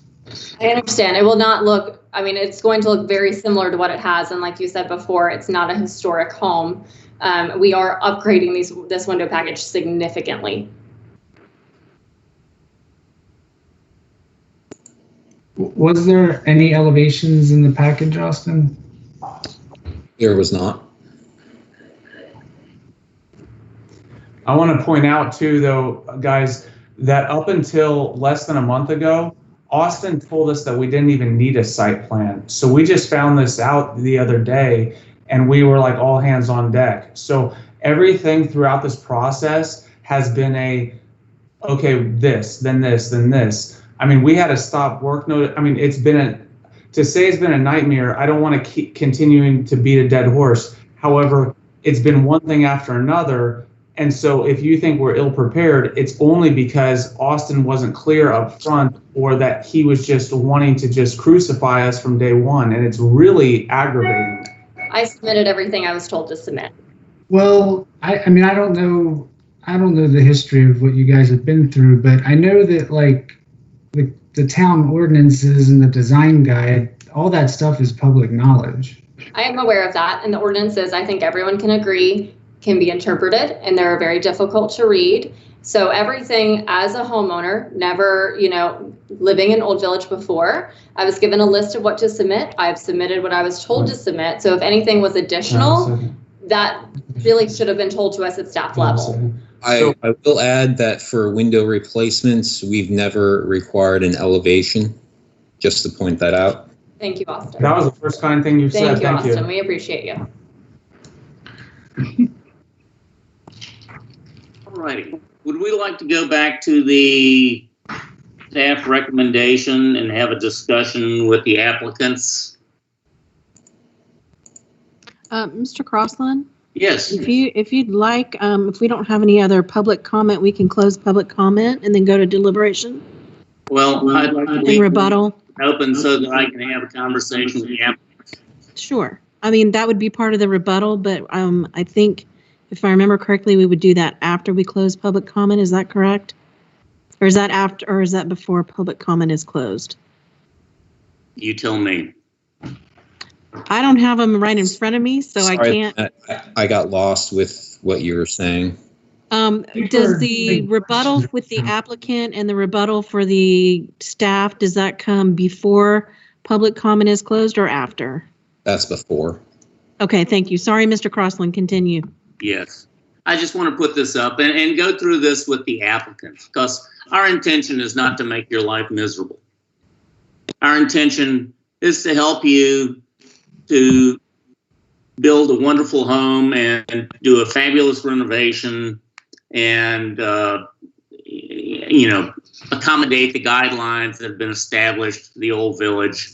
And we understand that in many instances that can be difficult and confusing. And so here's the staff recommendations. Let's go through it, and you tell us how you feel about it. If we were to go with this staff recommendation. Okay, I'm happy. And let us think about it.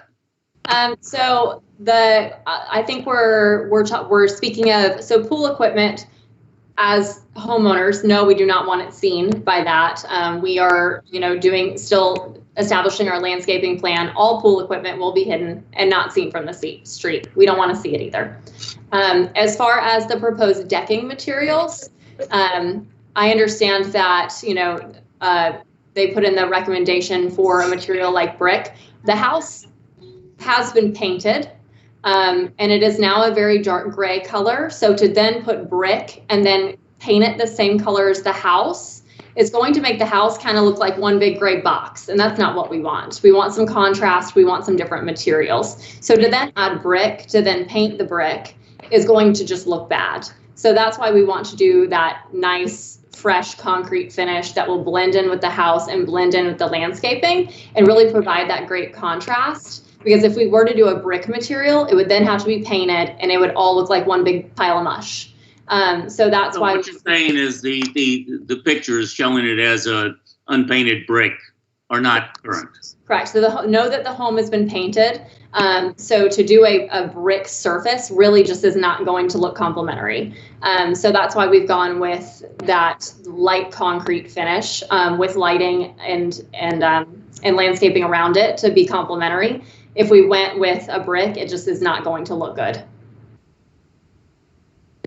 Since those pictures, my wife has painted the house a very dark gray, almost black, black gutters. Austin approved a cedar shake composition roof replacement because we were having leaks. The trees, the wood impacted the roof.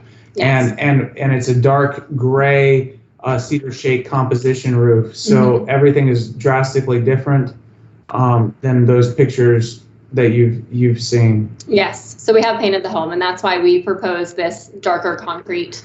It is going to be very complementary, and it's the same color that is currently on the home inside of the brick.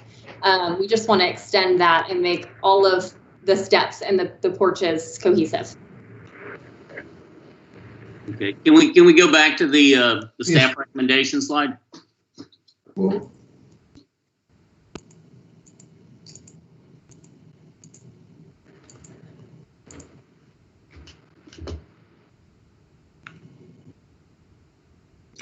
has a material like that been used in a front landscape before, Austin?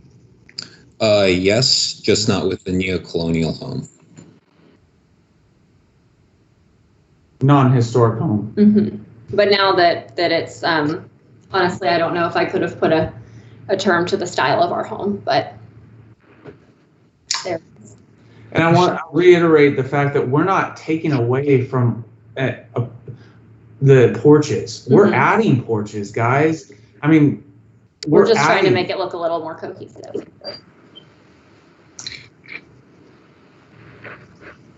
Well, I think the staff's worry is that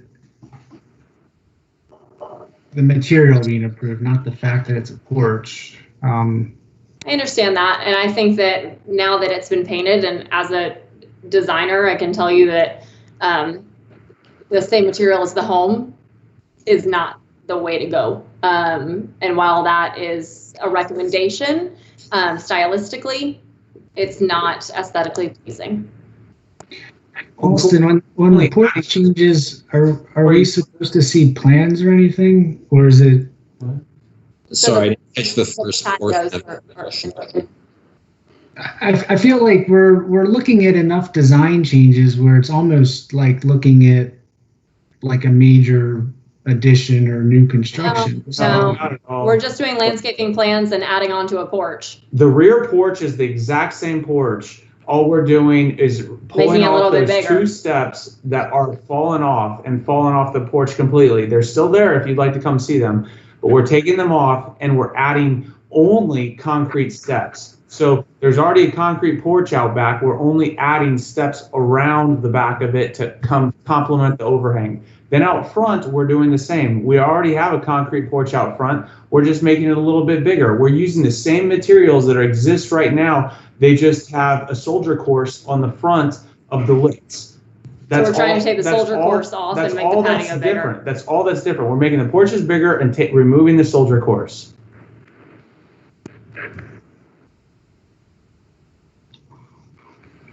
I mean, honestly, I don't have a good feeling of what this is going to look like when it's done, and that's the only.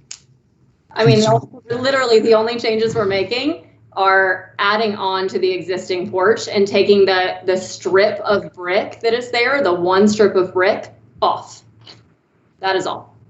So if you were to drive by the house, we're just making the porch bigger and making it the same color as the inside of the porch. Making it bigger, but you're changing the entire design of it.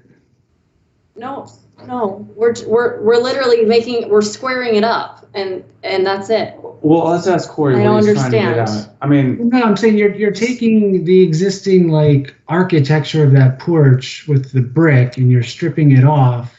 There's only one strip of brick, and the rest is the material we want to use. Would you rather us not add a porch? It's just one strip of brick. I don't care whether you had a porch or not. I'm just trying to understand what you're doing. Okay, we're taking that one strip of brick off and using the existing material to make it bigger. The existing material is concrete. Yes, sir. And we're just going to see a concrete front porch? Correct. Which is what is here right now. But it's got brick on it now. No, It's sir. one It has strip one of soldier brick. course wrapping the perimeter of it. Just like, say, you would say a driveway. I understand that. You're changing it. I mean, you're trying to say you're not changing it, but you're changing it. We're changing it, and that's why we're here. But we're literally removing one strip of brick and using the existing material. And then an hour ago, Robert said we make a lot of exceptions. If one course of brick is the deterrent, I mean, guys, we're adding porches to a non-conforming porch situation. There's 10 houses. Ordinance is for covered porch. You're not increasing the covered porch. Yes, we are, sir. Yes, we are, sir. We're extending. You told me the porch wasn't covered before. We're extending the 18 inches in the front, and the entire back is covered. Austin said we went from like 5% to 9.98%. We more than doubled it for Austin with attorneys involved. They satisfy the porch percentage as shown due to their expansion of the first floor porches, as well as the new overhanging porches for the French doors. And that was the major hang-up to get on the commission, was making sure that it met those porch requirements. So they've met the covered porch requirements. Yes. Without covering additional front porch. Correct. By expanding the width. But we expanded the porch. Mm-hmm. But the ordinance is for covered porches. It's not for just normal uncovered porches. Right, Austin? It's covered. We determined at staff level that it does meet the requirements for porch percentage. And Corey, when he says we, he means the town attorney. Covered porch or just porch? I'm confused, Austin. Covered porches. 18 inches in the front, and then the whole back is covered. Your town attorney approved it, Corey. Okay, but I still This is Kevin Miller, the designer. Okay. Landscape designer. The area of covered porch with the new design is 1.5 feet by 28.3 feet.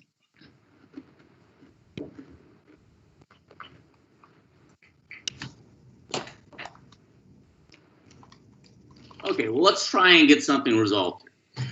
Let's go back to the recommendation that staff has made. A question, has there been a public talk yet? Yes. I think we're past that. Yes, there was the public comment, Linda. Oh, sorry.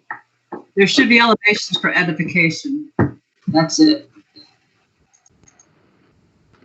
Are the applicants okay with the first portion here?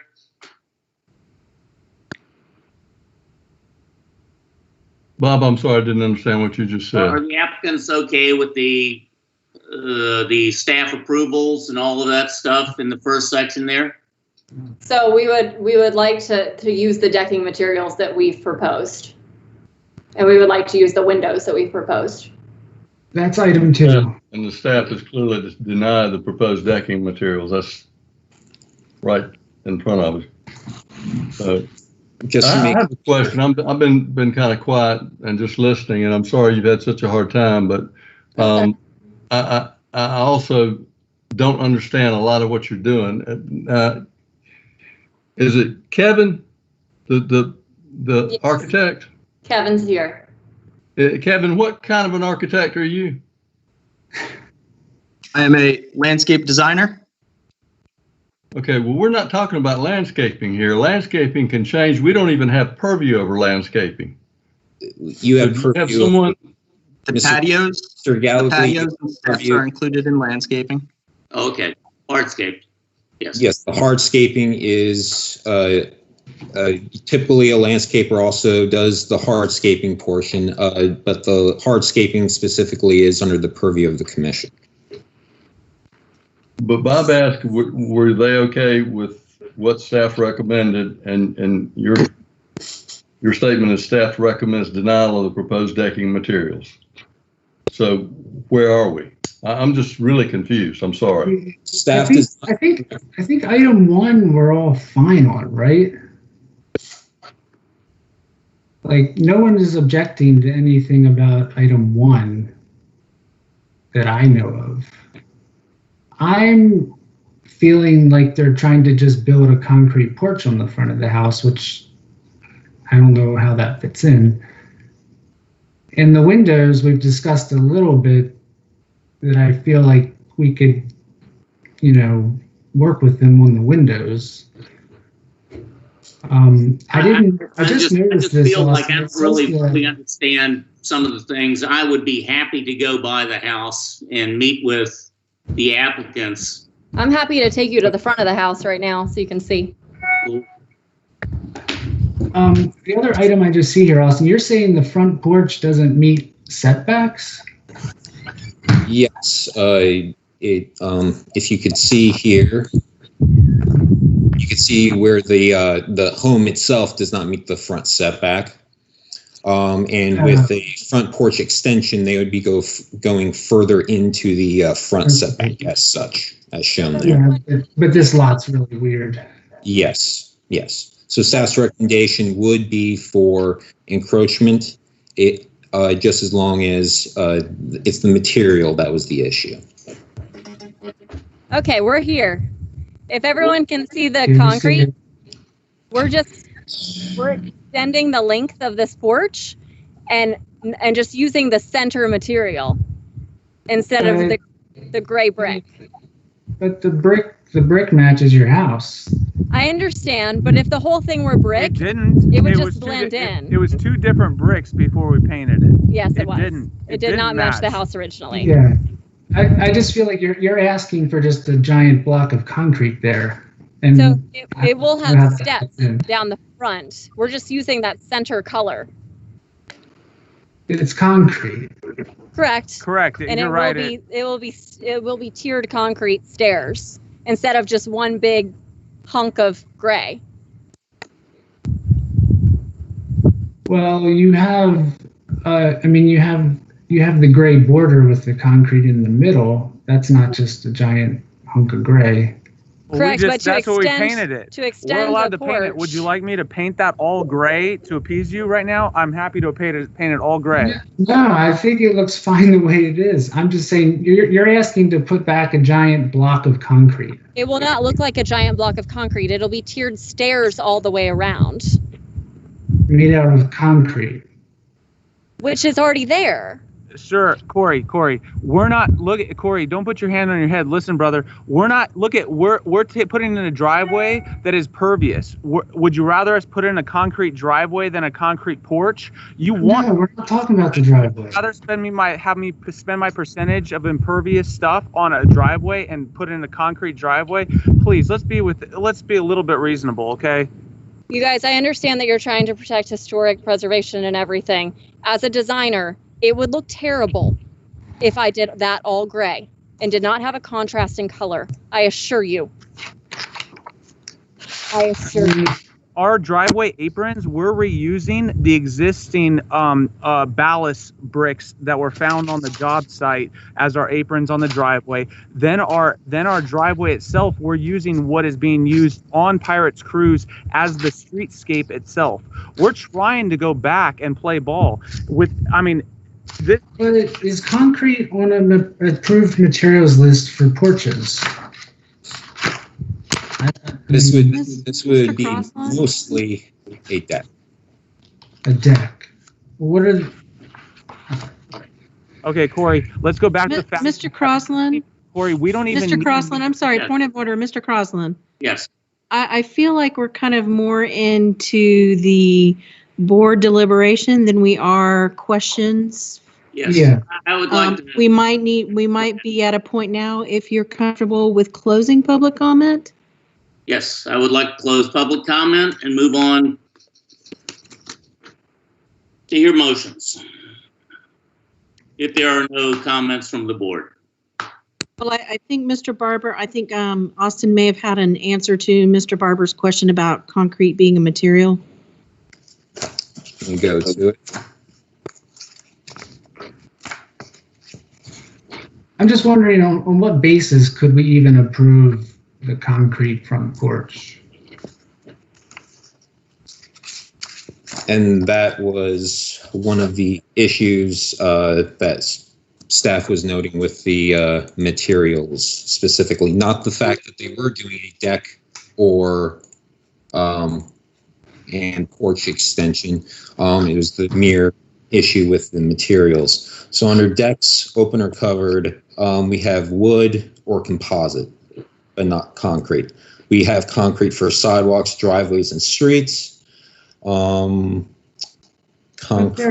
There are like brick, hardscape stairs up to houses in the old village. This is we do have brick for exterior steps, which this is the current one is kind of, both. It's kind of like a front deck or large staircase, really, with a very large landing that you could constitute as a deck. It's kind of so.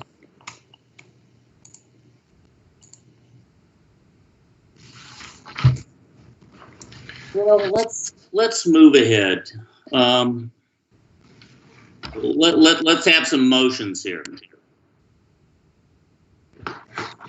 Can we go back to the staff proposal? I do have a suggested motion based upon the staff recommendations. Again, if number 2 is where the denials, number 2 right here is where the denials start kicking in. If you feel comfortable with the windows, then you could certainly move those up to number 1.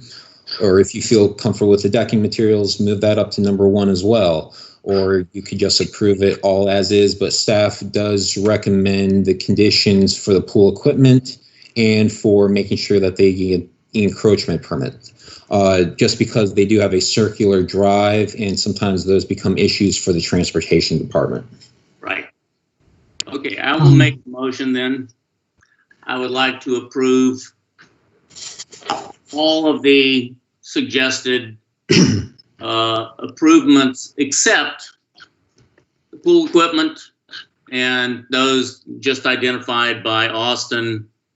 I think that they are doing their best to improve this property and have good intentions, and in no way are they unique in wishing to have these types of upgrades made, which appear to be consistent with the design and construction of the home. Does that make sense? Mr. Crossland, just to clarify that, your motion, you're saying that you're approving the request as it was submitted by the applicant on all aspects except the pool equipment. With the condition, the pool equipment location screening. And of course, they so have. are you, I'm sorry, so are and of you course saying they that have the to get pool, an encroachment permit? I'm sorry? Well, they have to get an encroachment permit from the transportation department. So approval of the request as submitted by the applicant, with the exception that the pool equipment and screening, do you want that approved by staff or do you want that denied entirely? No, approved by staff. Approved by staff and if there's an issue, you can always bring it back to us. an encroachment permit. Is that correct? Right. Okay, great. We just need a second. Second, I second, John Is that Mr. Gallagher or Mr. Hackenberg? Hackenberg.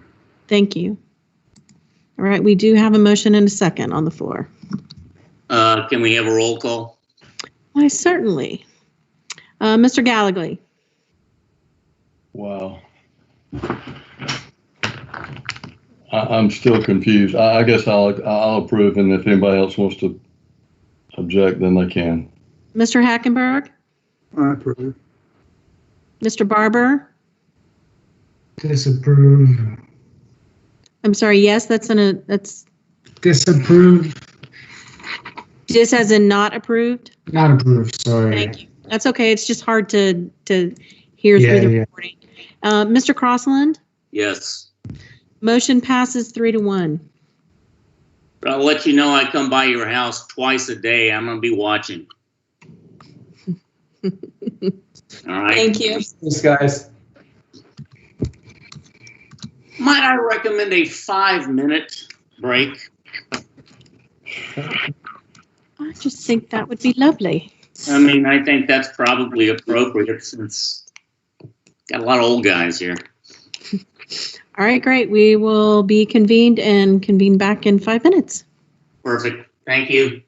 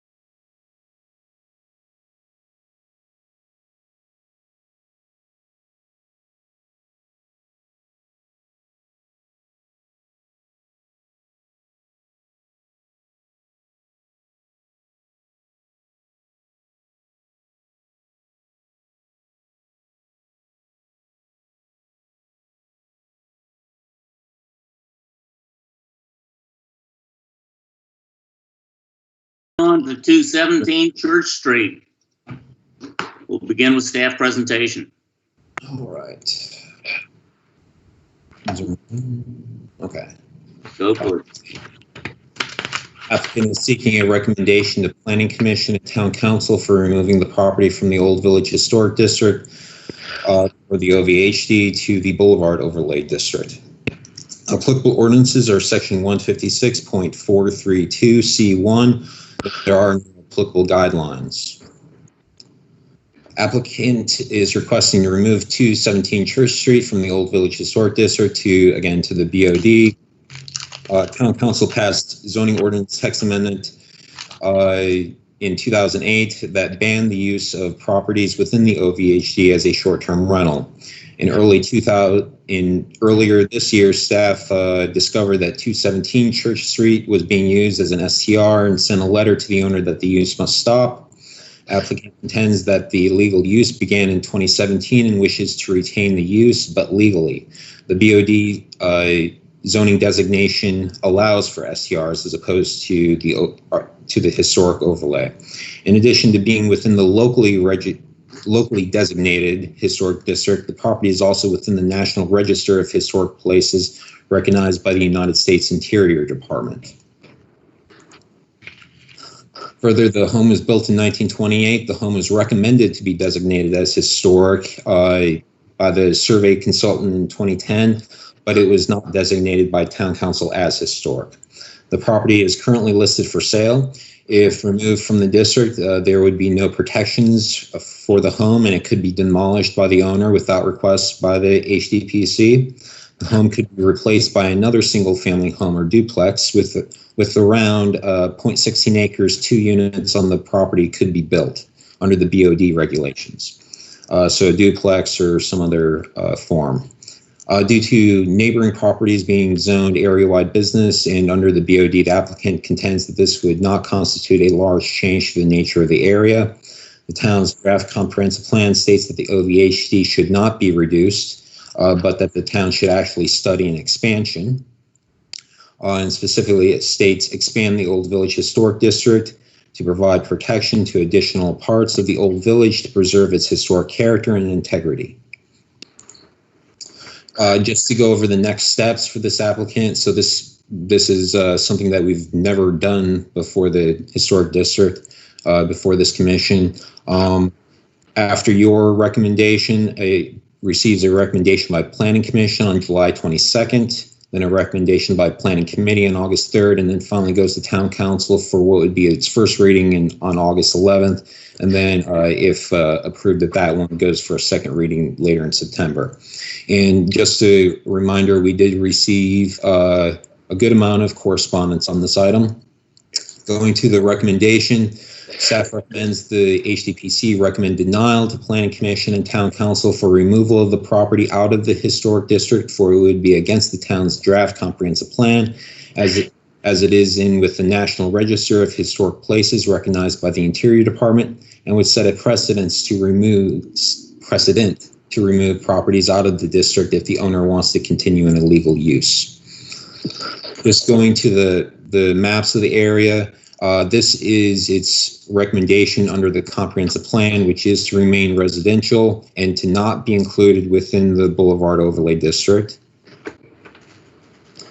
Here's the current zoning, and I will note that he contends that, or the applicant contends that because of the area-wide business over in this location, that this is not a large change. However, staff will note that a lot of that which is zoned commercial is actually marsh and therefore can't be built upon anyway. And here's the survey card from 2010 for reference.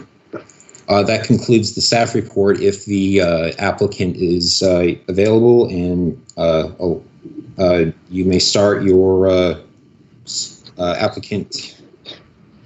Thank you. First of all, let me ask, can y'all see me? Because I haven't been able to see the other people who've been talking. Yes, we can. Please state your name for the record. Yes, be happy to. My name is Laura Duke-Speck, and I am here on behalf of John Sayer, who is the owner of 217 Church Street. And I'm going to start by telling y'all a story about this house. In 1993, I graduated from college and went to work for South Carolina National Bank in downtown Charleston, which of course now is Wells Fargo. As chance would have it, one of my fellow bankers lived in the cottage at 217 Church Street. So I've known of this cottage for most of my adult life. And like you, I understand the importance of the old Mount Pleasant vernacular in keeping cottages and other historic structures intact. I grew up here in Charleston and downtown, and I remember when Snee Farm was the outer edge of Mount Pleasant. When I lived downtown, I lived next door to bed and breakfast used for short-term vacation rentals. Contrary to the allegations that short-term rentals cause noise and disturbance, the vast majority of the folks who stayed next door were quiet and interested in staying in an historic house rather than another big hotel. They wanted a more genuine experience for visiting Charleston. Today, my parents have sold that house, but they still live in an historic part of Charleston, and they still have a short-term rental behind them. When approved, I talked at length with the City of Charleston planning and zoning people about what to do if the guests were noisy or threw trash or otherwise disrupted the quiet of their street and neighborhood. And I was told then what I will tell you now. These are code enforcement and law enforcement issues. Folks who wrote to you with concerns about trash, noise, and unsavories, the reality is this will continue to be a quiet cottage overlooking a piece of marsh and the busy business district that is now Shem Creek. This house is in fact one of the most impacted by the Shem Creek area and its related parking problems. It is on the front line, and the character of almost all lots around it is almost wholly business. And it is for that reason that we're asking for the change to the boulevard overlay. Mr. Sayer does not want to tear the house down. He has no current plans for construction or change to the house either, unlike the other applicants you've heard from this evening. He doesn't want to change the underlying zoning assigned from R2, which is what it's been zoned for a while and is still zoned. He doesn't want to ask for more business uses. He simply wants to allow it to be rented as a short-term rental. He did not know that the house was not permitted to be used for that purpose, and once he found out, he started this process to have the overlay changed so that he would be in compliance and meet the correct criteria.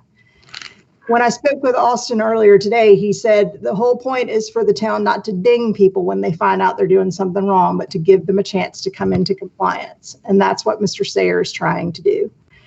And in this case, the line only needs to be moved over by one lot to encompass it within the boulevard overlay from the old village overlay.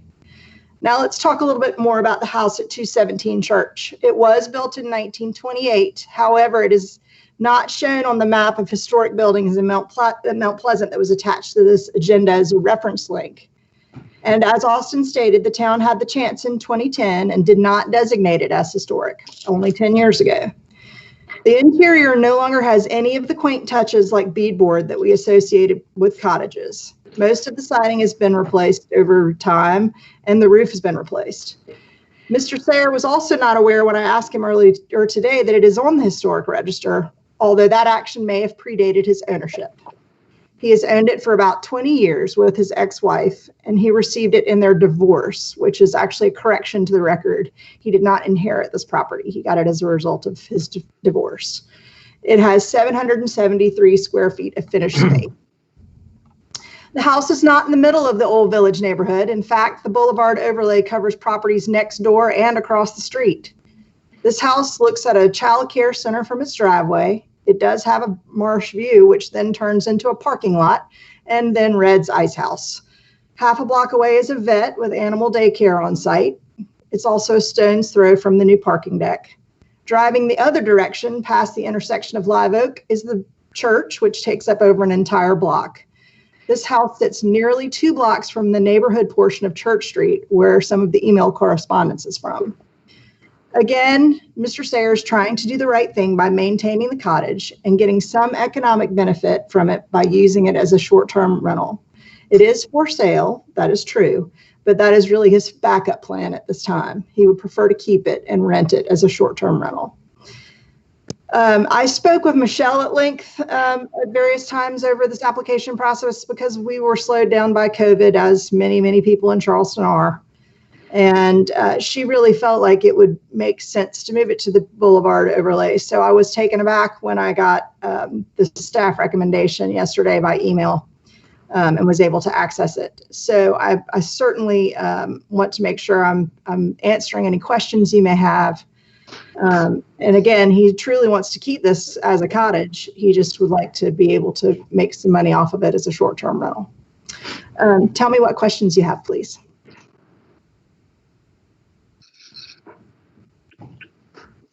Okay, the next step would be if there are any members of the public that would like to speak on this item. Yes, I would like to speak. Linda Balzac, 422 Hobclaw Drive. I think that this would set a serious precedent in the future for any property at the edge of the Boulevard District. And even though it is not, it has been a cottage that has been renovated a few times. I've been in it, and it's beautiful. It is very much in keeping with the old village used to look like. We have very few of those left. And even though the current owner doesn't want to tear it down, if he sold it, something could happen. And it's historic and should be tended to. Thank you. Any other comments?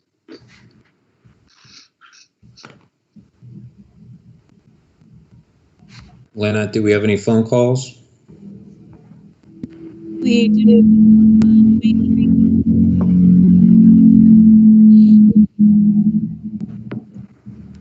Sorry, Lena, we didn't hear you there. There was a... Lynette, are you still there? I'm still here. I'm just trying to figure out where the feedback's coming from. Yep. I wasn't sure if it was feedback or if it was a sound error or something. I think it was feedback. We do not have anyone waiting in the lobby. Okay. Okay, any questions of the applicant or follow-up questions to staff from the commission? I had a question for Austin. It's more of I guess it's a zoning question.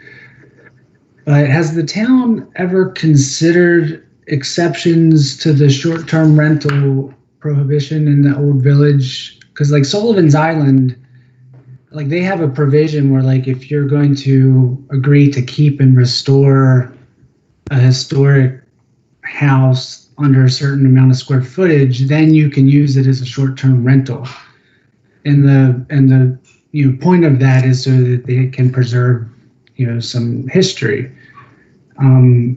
Would that be something that could like work through the channels of the town to allow these types of situations? So the zoning ordinance has been clear. It is strictly just not permitted verbatim under any circumstance.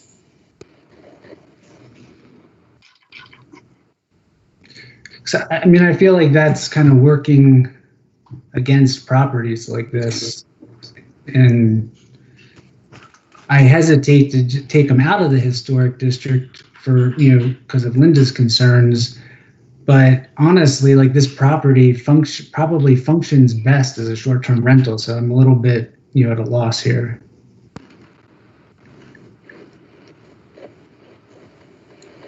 All I can report on is obviously I wasn't here in 2008 when the zoning ordinance passed. But all I can report it on is that we did discover a few properties that were having short-term rental earlier this year, and we sent out letters that they had to stop.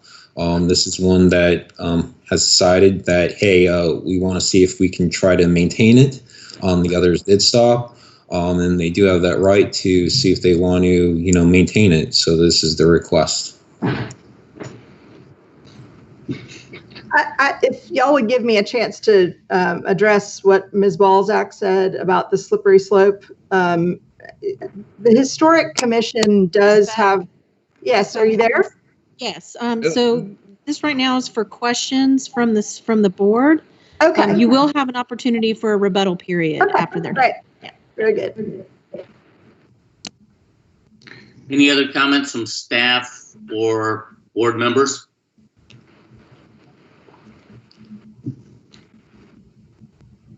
I did not have any rebuttal.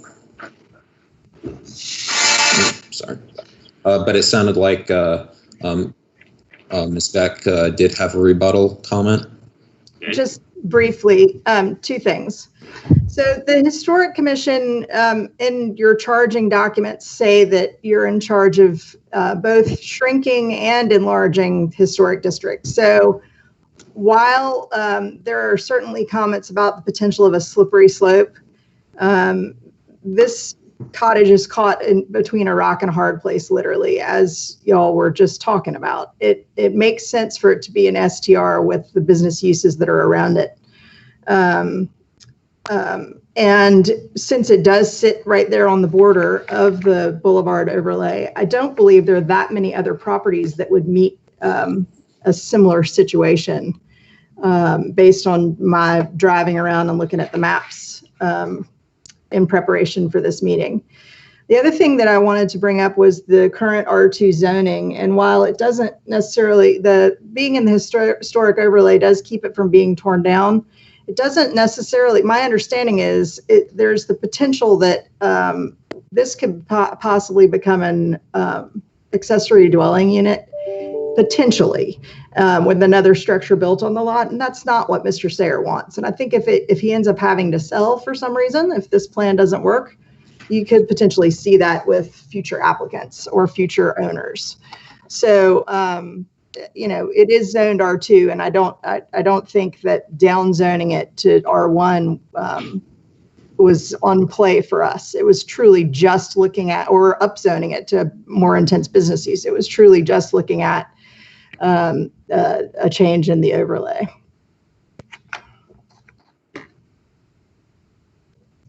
If I might ask, what color is this house? It's sort of a pinkish red. I've got, since y'all can see me, I actually I didn't. I didn't see any pictures of it in the submission. Yep. I'm going to hold my cell phone up with a picture that I took earlier today. Okay, I've got a couple of them. Can you see that? Is that? It's kind of hard, but I mean, I've been by it. I know what it looks like. I looked at the real estate listing, so, you know. Oh, hold it up. Hold it up once again. Okay. And I'm looking to see if I've got, so here's another one. This is from the driveway. So when I pulled up to take this picture, I had to wait in carpool line. There were so many cars and golf carts there. So I waited for the carpool line to subside and snap that picture. That's from the driveway.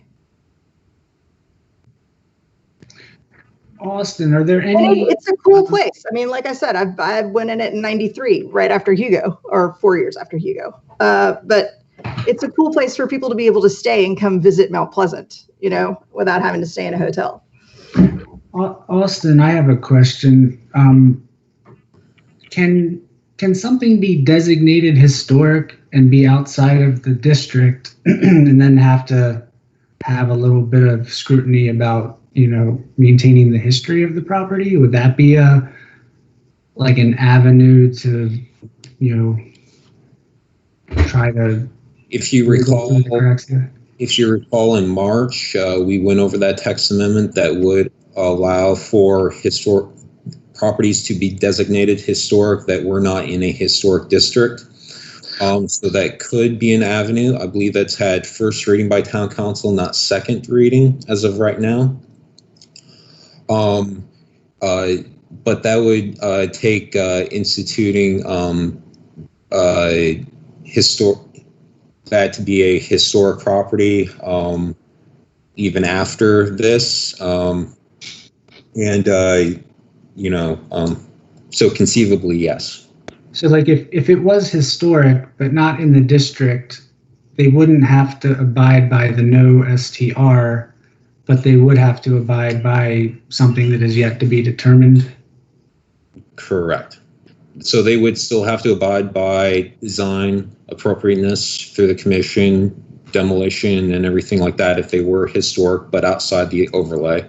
But if they're under the overlay, they have to abide by the use or the uses that it allows in this case, it strictly forbids the STRs. I mean, I feel like that might be the best option here, unless anyone else has a thought. May I ask a question? Just for clarification, Austin, it's the ordinance on the changes to the historic district and properties. It's up for first reading tomorrow night. Oh, sorry. It's up for first reading, not final reading. My apologies. I will mention that the reason why that ordinance change was going through was for properties that were kind of out on their own and not within a district. It was not for properties that were on the edge of a district. So I was just letting you know that it would not necessarily meet the intent of that ordinance change, though it would work. That limitation, Austin, I haven't seen that language. I'm curious about that because that might make all things work for all people, potentially. It'll be available on the town council agenda for the 14th tomorrow night. Yeah, there's actually, the ordinance is actually linked to the town council agenda. How long would it be before that could actually be in effect, like best case scenario? It'll be next month. If they approve the first reading tomorrow night, then it'll go to second reading, which would be the final reading on August 11th.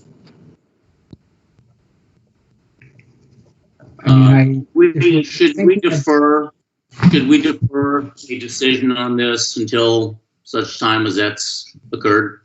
You are making a recommendation to Planning Commission, which is required per the zoning code. However, the application is specifically to Planning Commission, which is our only route that we have available. Okay. So I don't think that you could defer or the only other option would be if the applicant did it, wanted to do that, and then they would specifically ask for deferral to Planning Commission for them to defer an extra month as your commission reviews again for a month. But I don't think they have this avenue available to move forward, even if we deny, correct?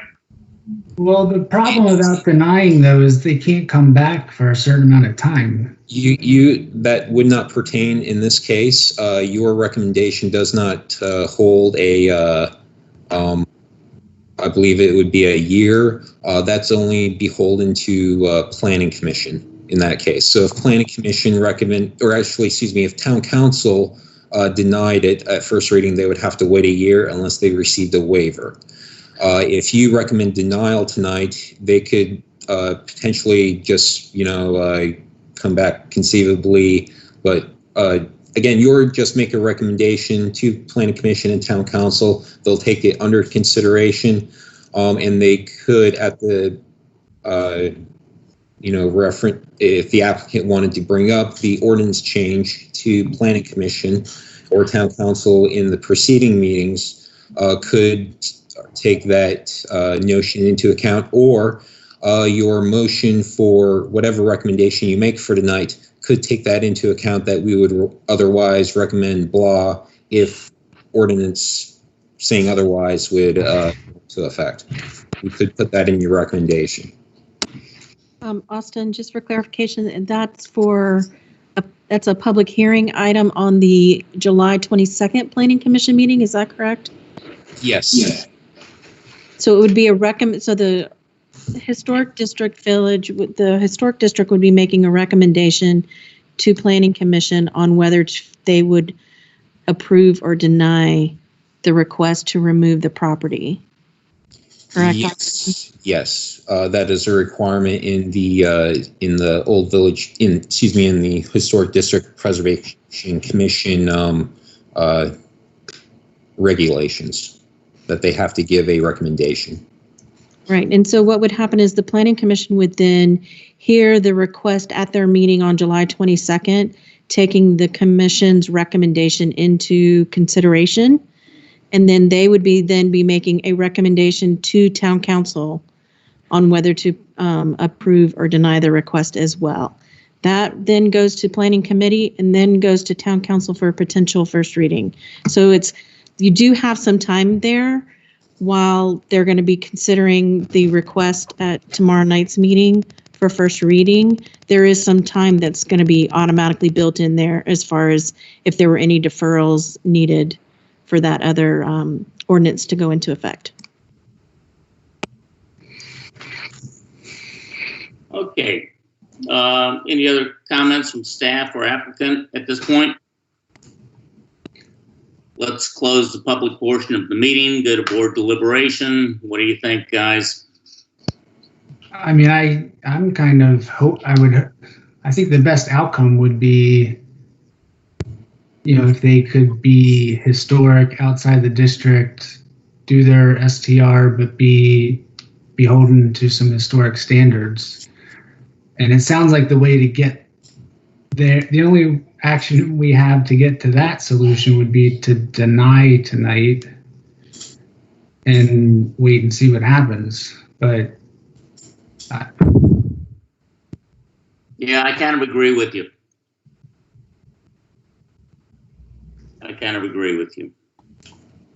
And I guess worst case scenario, if the town council strikes down the historic item, then we're just left with a denial, right, Austin? Like, there's nothing else we could do. You'd be recommending denial to them and Planning Commission for when they consider the item. And as you said, staff cannot say for sure whether or not tomorrow night's item will be approved either at first reading or at second reading.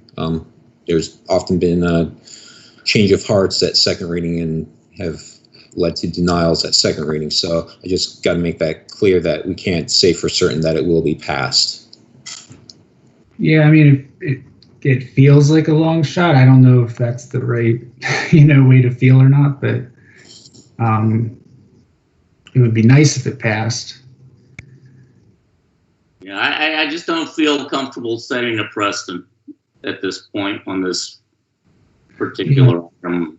How about you other guys? I wish there was a way we could, because the main issue here is the STR, but we have no power over that. So right. I don't know if we can even make a recommendation to allow the STR for this one property. That's kind of outside of our purview, but I feel like in the historic district has a benefit to the historic district, in that the more people see it and appreciate it, then the better name recognition our district gets. Oh yeah, I mean, I would love for them to be able to continue to have some level of rentability of it, whether it be long term or short term, but still be subject to the historic preservation area. And I guess that's the only choice we have, is to determine if it stays in the Old Village Historic District or not. And I gotta say, I think that's probably the overriding consideration at this point. In my opinion, I mean, guys, speak up. I feel pretty strongly that we should recommend the denial for it being removed from the historic district, because it'll just start a chain reaction. All right. Austin, what would be, like, how would it even happen to get, like, the zoning people to consider STRs in the historic district under X, Y, and Z parameters? Like how does that even happen? It would take a zoning amendment to Chapter 156.313, which is the Old Village Historic District, which you could bring up for discussion at a future meeting.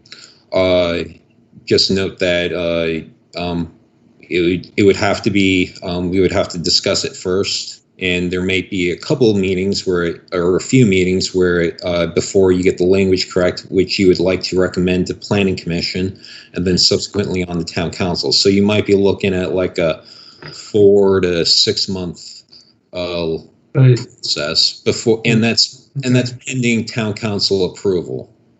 But we, as this commission, could be the instigator for that process to start. Yes, if that is something that you wish to address in the future, you could send me an email, and I can include it as a discussion item on the next agenda, and we can go from there for August.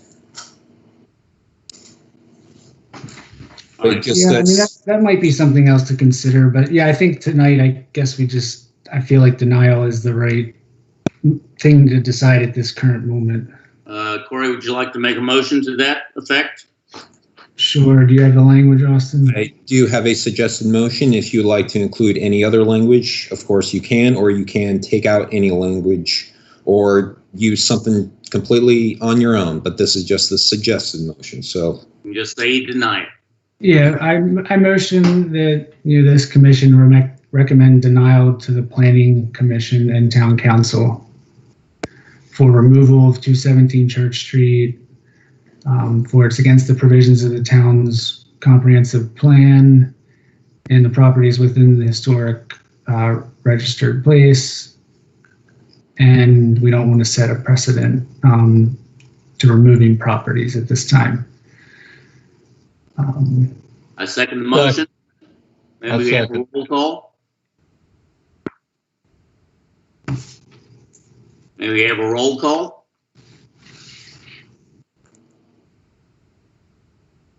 Lynette?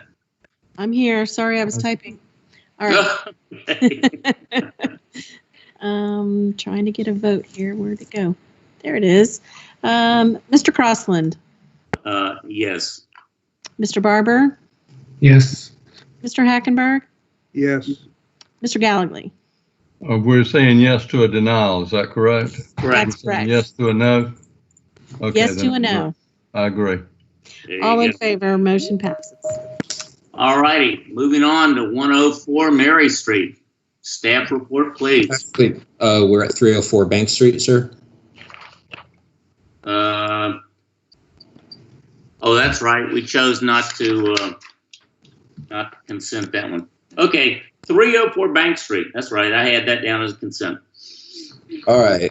Applicant is seeking final review to reestablish a second-story front porch and side windows. Applicable ordinances are BAR requirements, and applicable guidelines are porches and stoops number 1, doors and windows number 1, and number 7.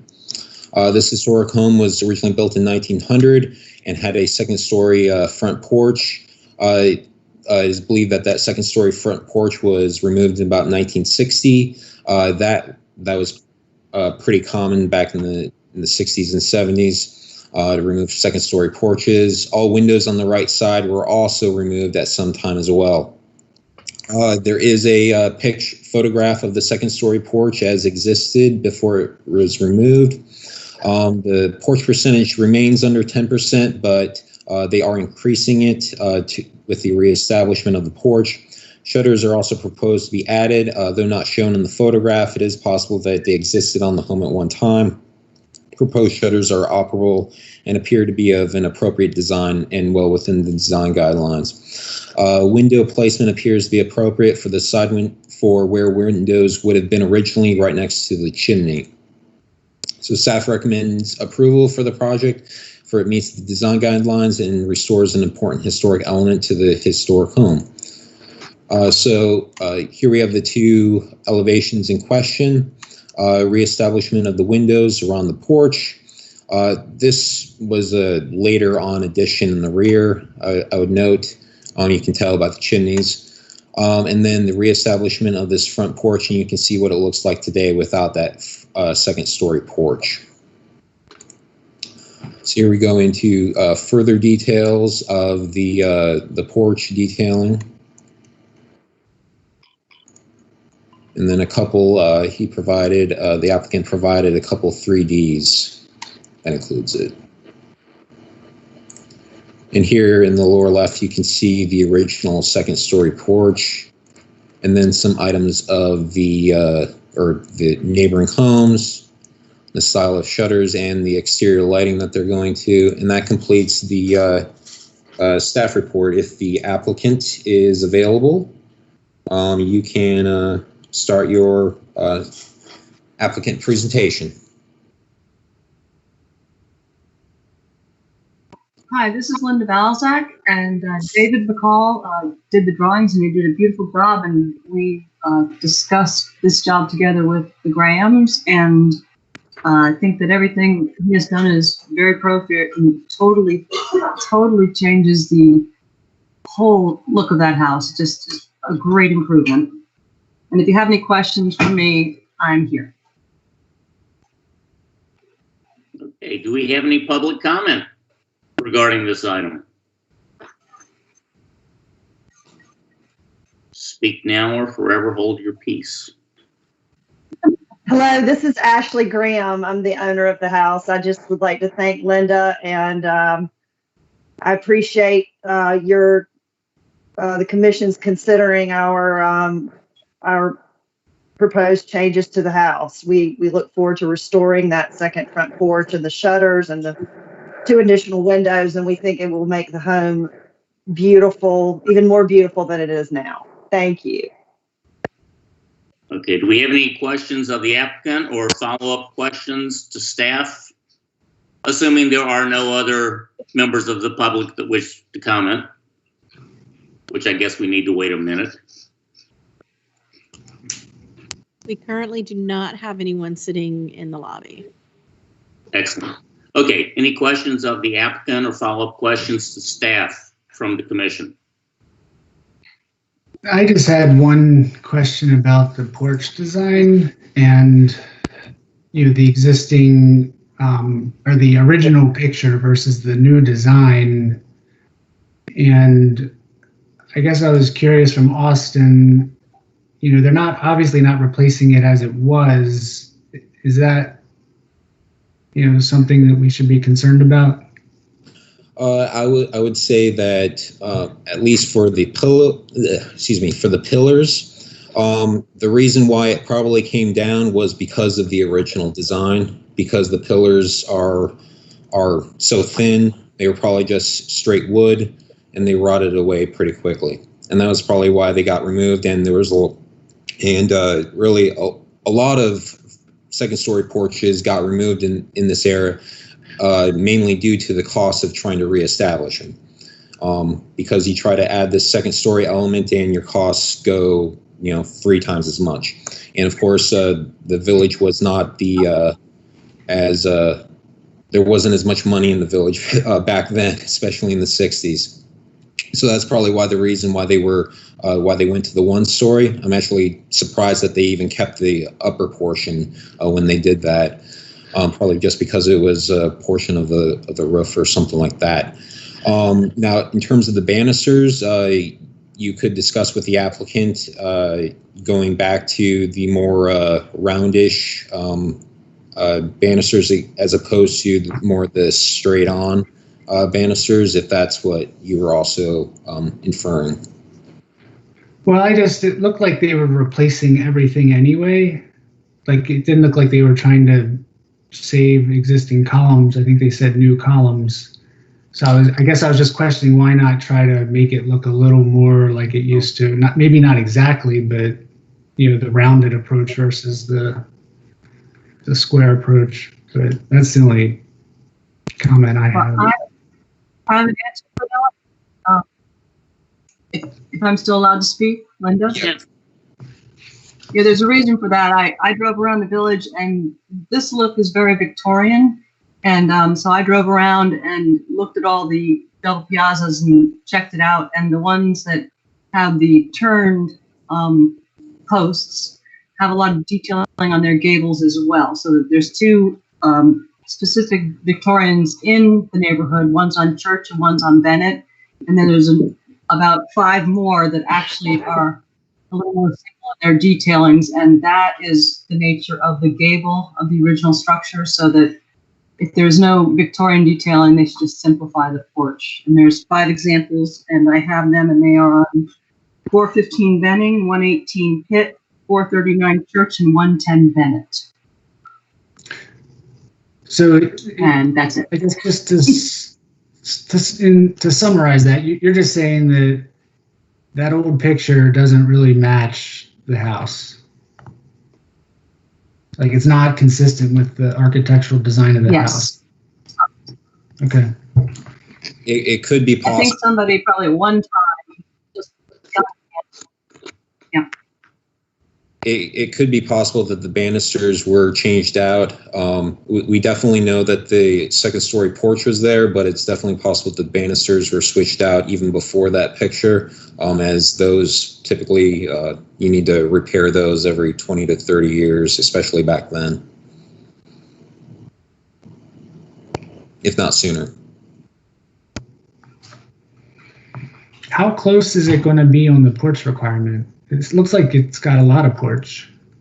It's almost there, but without it, it is about 5%. But with it, it's at like 9.4 something percent or something like that, if memory serves right. Okay. It's basically in compliance then. Yeah, and increasing, it's still within compliance as long as it's increasing it. So it's good from a zoning perspective. Okay, any final comments from staff or applicant? Now close the public portion of the meeting, go to board deliberation. Any comments from the board? I like it. I'm going to the house, and I think it's a measured improvement. Yeah, I move we enthusiastically recommend it. Any other comments? Okay, we have a motion, I believe. Mm-hmm. I have a second here. May we have a roll call?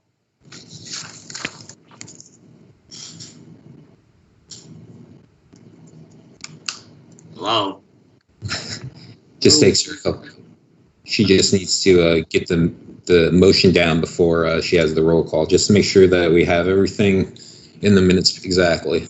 I get it.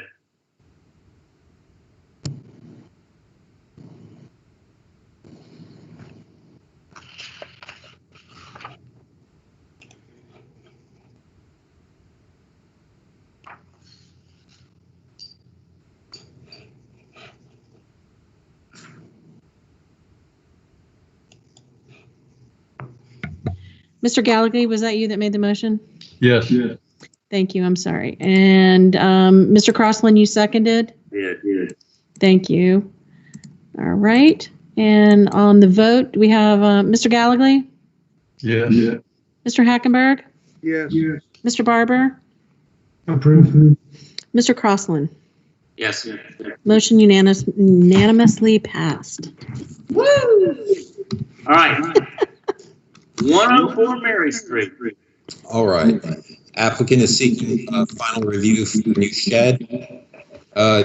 Sounds like someone's having a little reverberation. If you could put yourself on mute. Okay. All right. Perfect. Applicable ordinances are impervious lot coverage, yard requirements, accessory building limitations, BAR requirements, and parking requirements. Applicable guidelines are garages and accessory buildings, number 5. The application appears to meet the zoning ordinance provisions. Note for the applicant, the tree protection needs to be chain link, not the orange plastic as shown. The application requests a setback encroachment for a reduction from 6 feet to 1.4 feet. Yard requirements, the commission may seek to reduce the setback again based on the precedents. Though there appears to be some precedence of some level of encroachment for the shed, staff is unsure whether the precedent should be for up to 1.4 feet from the property line. The shed appears to meet the design guidelines. Staff recommends approval for the design of the shed, but to the condition that the encroachment be no closer than 3 feet, as provided by as a precedent at 133 Mary Street as provided by the applicant. Staff can work with the applicant on the appropriate location with the setback and the roots of the historic tree. And it is due to, as I go through the application, this lot is pretty well covered with tree, so it does make it a hassle, rather, to find a place where there isn't a tree. So here's the current shed that would be removed. Pictures of the site. Here are pictures of other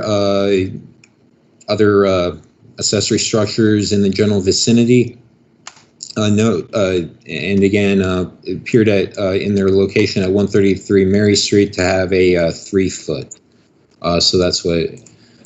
Again, Anna, if you're in on this call, we just need this change to chain link, but that'll come up at permitting time. Just a quick note for you there. This is what the current site plan would go to. Notice the shed right here. And then we go on to the design of the shed.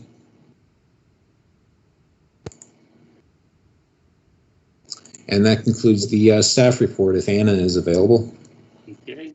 Applicant, you have 10 minutes. Yes, Austin, can you hear me? This is actually Alex Gonzalez. I'm Ana Casados Gonzalez's business partner and husband, but I'm standing in for her for the moment. She's just finishing up from a call. She'll be on in a second, but we're working together on this project. Yeah, I think we appreciate the commission hearing this project. We've really enjoyed working with Austin and Kara, and we've tried to work through the process of designing around the heavy tree canopies on the property. There are several brand trees that we are totally intent on conserving. The client loves her property. She wants to conserve those trees. She's been there. I believe she's 3rd or 4th generation in the Old Village. They're looking to beautify their property. The shed that's there currently is just a kind of like a tin old shed. It's been in the tree canopy. The reason that we're mainly pushing it all the way out to 1.4 is to get it out of the canopy of the of that great tree as much as we can. And if that's why we would ask the commission to consider that placement. And again, we have been working with Austin and Kara to try and locate that direction. So we would like to see if we can get it at 1.4, which is where we feel like it would be least intrusive to that big live oak that's right there on that property. I think that was my only comment that I had for you. I'm also going to be the residential builder of record, and my background also, I have a degree in architecture, and I practice here locally, along with my wife, who has a degree in architecture and landscape architecture, and we really care for the Old Village and trying to do it justice. And that's all I have to say, unless Miss Kathy Roberts is also the owner. She might want to say something as well.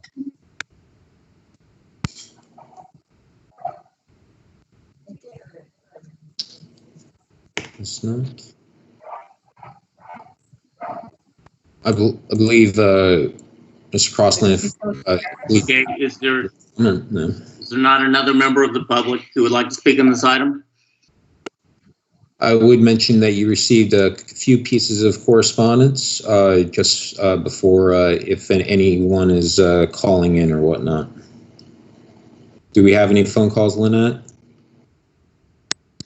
We do not have anyone currently in the lobby. Okay.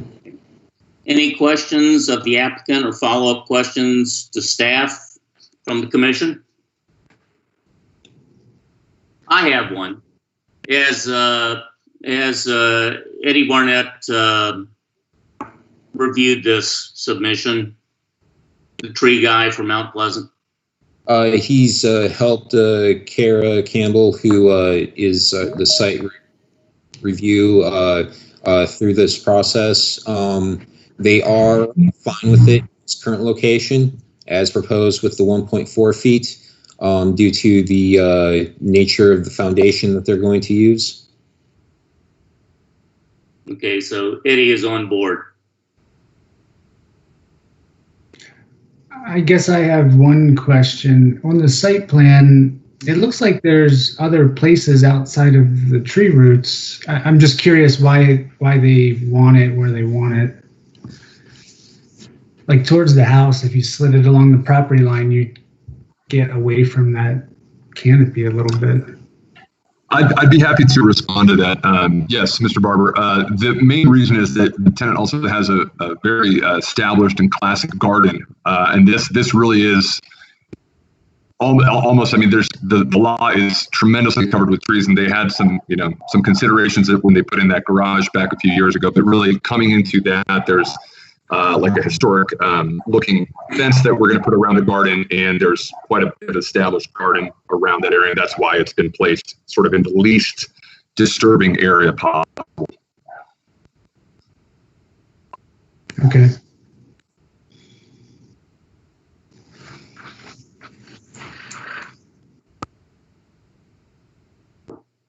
Any final comments from staff?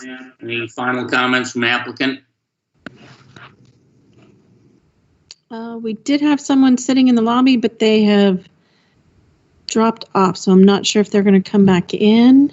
People get hungry. True. I am not seeing them come back in. So I think we'll now close the public portion of the meeting, then go to board deliberation. Board comments?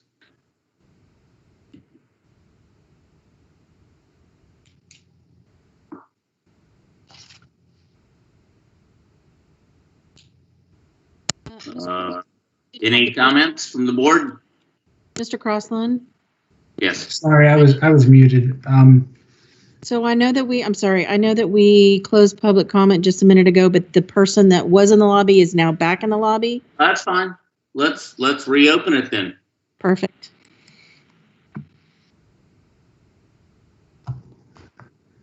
Just taking a minute. All right, there you go. Linda, did you have a comment?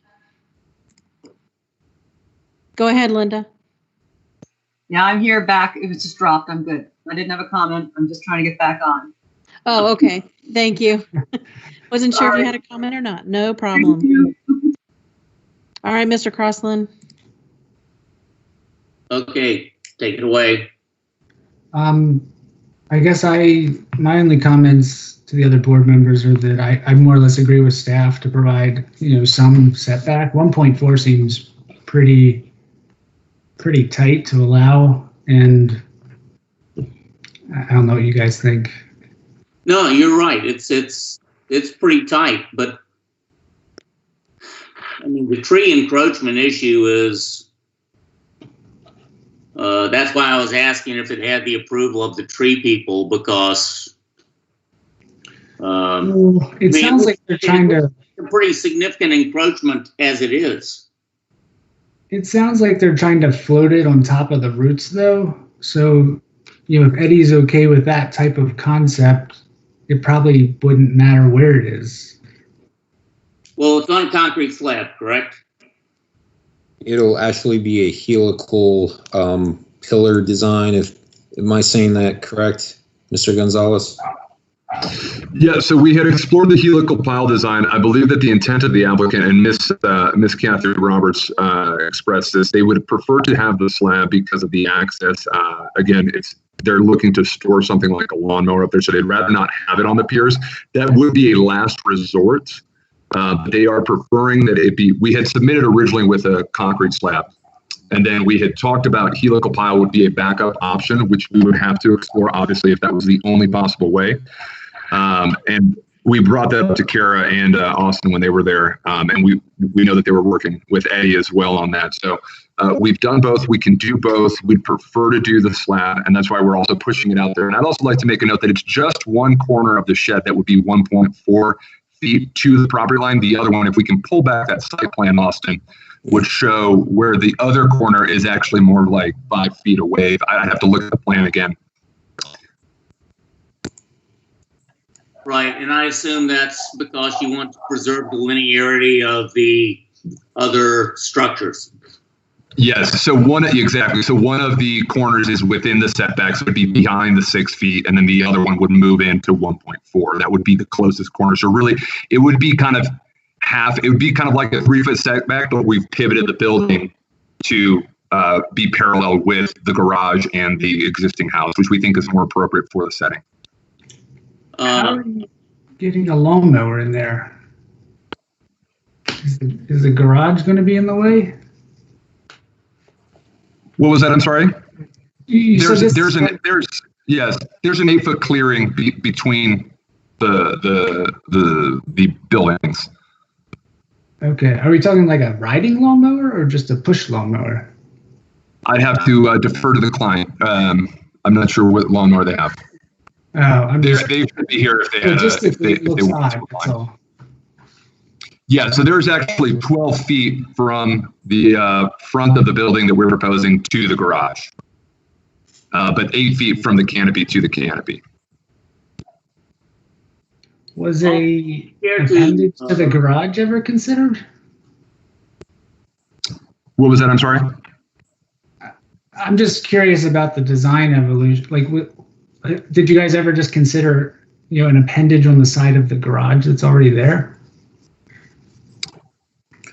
It really was something that he wants to keep separate, and he's going to be using it. He's a real estate developer, a builder as well, and he wants to kind of have a separate space from the space that they're using in the garage. And they also already use the garage for. It really wasn't an option that we looked at.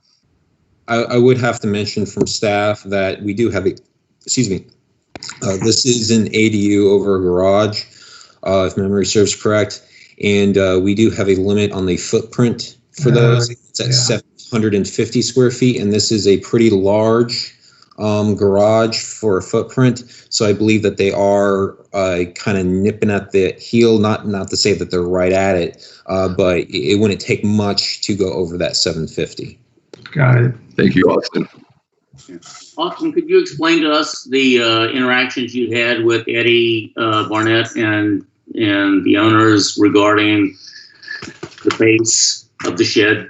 Yeah, I believe we have an agreement from them in terms of the amount of encroachment and what they're looking at for the foundation for the shed. It was merely in review of the application, looking at the encroachments that are in the area. That staff came to at least from what we can see, that the only encroachments are up to about 3 feet. And that obviously the commission could make it smaller, but that's ultimately up to you. But with regards to the base and the type of base, slab versus the elevated, it's not going to make much difference for design for your interpretation, but it will make a considerable difference for when they get their final for their building permit. And what I'm saying is, do we leave that for Eddie? Yeah. It's really not going to make a difference in terms of the design. It just makes a matter of the design or the engineering of how you get to that. And that's the tree people's determination, correct? Yeah. So we're not in the position of tree killers. What staff is going to make sure of is that because they want to keep that tree, that they do the utmost possible to make sure that it is in a healthy state, even after construction, as the owner wants to do as well. All righty. If there's no additional public comment, board deliberation, any comments from the board? If none, is there a motion? I'll motion to approve 104 Mary Street for the design of the shed meets the guidelines, but to only approve a 3-foot encroachment per yard requirement. Staff will work with the applicant on the exact placement. I'll second that. Well, I guess. Gentlemen, before your motion, I'm sorry to interrupt, but the applicant has been disconnected from the call, and she is trying to call in at the moment. She wanted to make a public comment, so she called me on my cell phone. I was wondering if you could make an exception for this at the moment. Lynette, what's your opinion on that? I'm not seeing anyone. I mean, are you saying, Mr. Gonzalez, that they're just going to work off your phone? Is that what you're saying? I'm not sure. I don't know if they can get on there. If you give me just one moment to figure this out. Does this work for the commission? Can you hear this? Yes. Go ahead, Kathy. Lisa, sorry. Kathy Roberts at 104 Mary. My grandmother built the house in 1938, so I am third generation here, and my daughter lives here with me. And here in Hugo, we lost 6 trees and 1 fence that's been struck by lightning. So the trees are very special to me, and I want to do everything I can to protect the trees, and that's why we were trying to move the shed close to the property line. And we had talked with Austin about putting the foundation as a slab because we felt like that would be less damage to the roof than doing really a large digging down into the roots of the starting middle. And I didn't know if y'all had any questions for me. Commissioners, did that happen to work for you? Yeah, I heard it. What is the tree in question? I can show you. I think they said it was a live oak. They did. So it's one of the sacred trees. Yes. And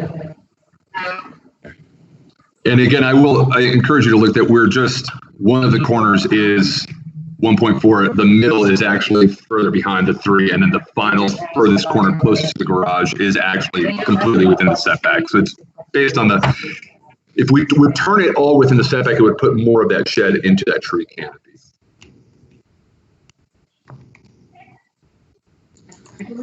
Makes sense. And what were you saying about the amount of space beyond the property line on the other side? Yes, so if we go back to that site plan that Austin has, because of the way it's skewed, it's just on the furthest corner closest to the garage, the existing garage, that is actually 7 feet from the property line. So, and then a good half of the run of that long run is all behind the setback. And then it's only that other half of the line that's going towards the property line, towards the main house. That one's actually going to be, that corner is just 1.4, but as it gets away from that corner, it goes further, it goes back into, away from the setbacks. Okay, from that corner that is 1.4 feet from the property line, what's on the other side of that property line?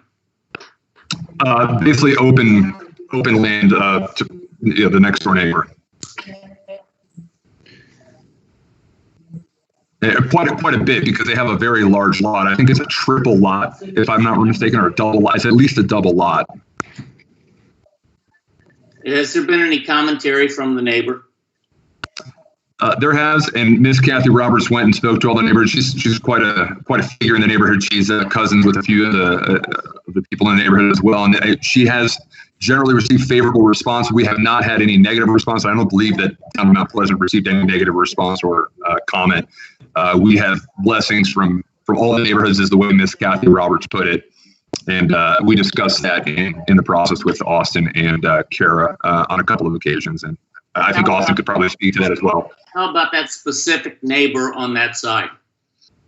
That specific neighbor is currently upset with the Town of Mount Pleasant because I think she put up a fence illegally, and I don't know that she's really talked about this project much. But I don't know, Ms. Kathy might know something that I don't. And I think Austin has also spoken to that neighbor. I'm not, maybe he could comment better. Austin? I have not spoken to that neighbor. I didn't even know if they live there or not. So, yeah.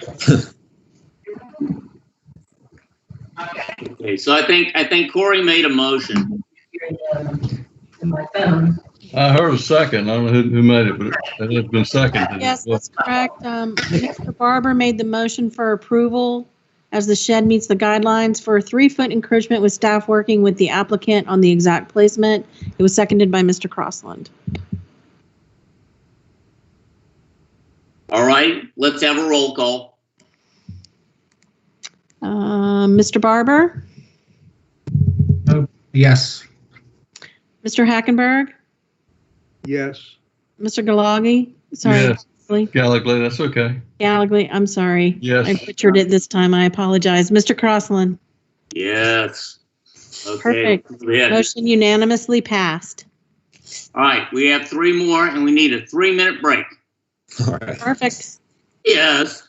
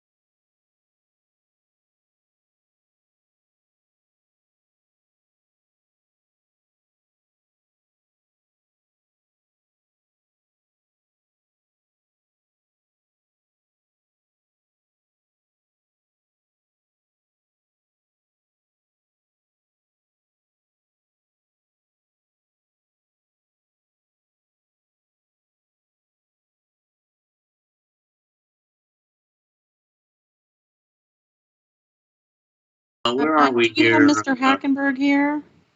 Oh. And do we have He's Mr. there. Barker? I see him. Yep, I'm here.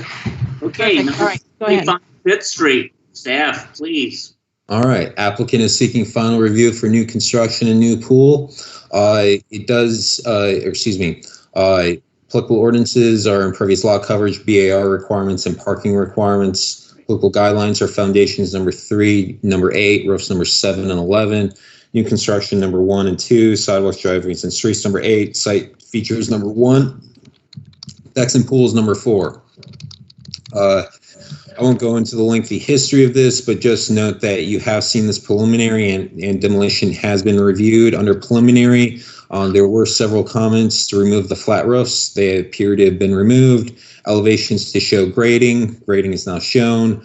Pool equipment location, that's now known where it is. A gate to the pool area has been provided, and they did revisit the window above the HVAC. The proposed home does appear to meet all the zoning code provisions. However, they did add solar panels to the marsh side of the home. Roofs number 7 states that they shouldn't be visible from the rights of way, which the marsh or intercoastal waterway would be considered a right of way. So staff suggestion for this, for a future submittal, which staff could handle, If the owners are set on desiring the solar power, staff suggests they switch to a roof material like a solar tile or shingle, as these look like the traditional materials and are discrete compared to the panels. And the commission has previously approved those, specifically on a home on Queen Street. Staff recommends staff recommends approval of the plans as submitted, but without the solar panels, as they are against the design guidelines as shown. You've seen most of this home before. Again, the current survey, the home was demoed, approval for demo based on that it was non-conforming with flood. As you can see, a little bit of flooding there.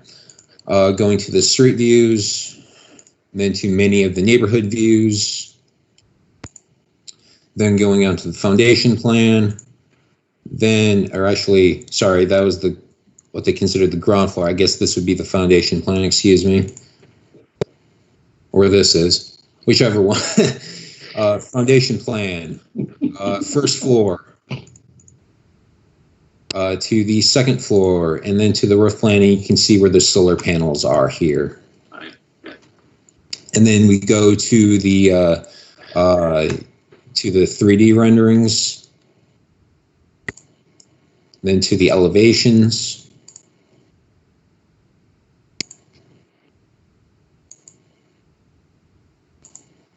then to the materials,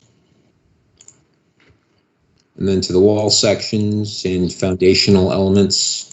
And that concludes the staff report. If the applicant is available, Nicole or Bill? Hello, hey, can you guys hear me? Yes. Okay. I'm Nicole Veith. I'm representing Lee and Susan Richardson, who are the owners of 975 Pitt Street. Just to quickly reiterate what we presented at preliminary review, we've made significant effort to try to design a more contemporary home that's still cohesive with the massing and form of the neighborhood, especially on the street sides, while taking advantage of the views on the less visible sides. We've also used extensive porches on the left side just to soften the view from the Pitt Street Bridge. And we're also working with a civil engineer and landscape architect in an effort to improve the drainage issues on Schweers Lane. Since preliminary review, we've worked to address the board's comments, the biggest probably being the flat roofs, which are now sloped. We've also cleaned up that roof mass over the living room area as a request of the board, which is that rear left protruding mass. We've also added X detailing to the railings at the front to help blend into the neighborhood context while keeping that clean look that the owners are looking for. And finally, we understand that the solar panels are not allowed to be visible from the public right away, although this house is almost visible from all sides. So we would really appreciate the opportunity to explore the use of the solar shingles, which we understand have been used successfully in the old village. And so we welcome any comments. Thank you. Any additional comments from the applicant in your remaining time? Okay. No, this is Lee Richardson, 975 Pitt, and we're happy to look at the solar shingles. I had looked at the Tesla, and actually I'm on their waiting list, but they're not available in South Carolina yet, and I didn't know there were other manufacturers. So we're happy to explore that and find solar shingles.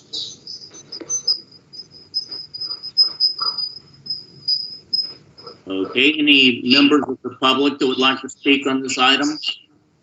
If so, state your name and address to the record. You have 3 minutes.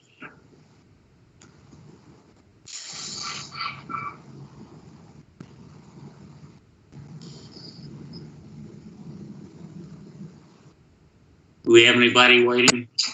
Mr. Hackenberg, we do not have anyone waiting in the lobby. Okay, and we don't have anyone holding. Okay, any questions of the applicant or follow-up questions to the staff from the commission?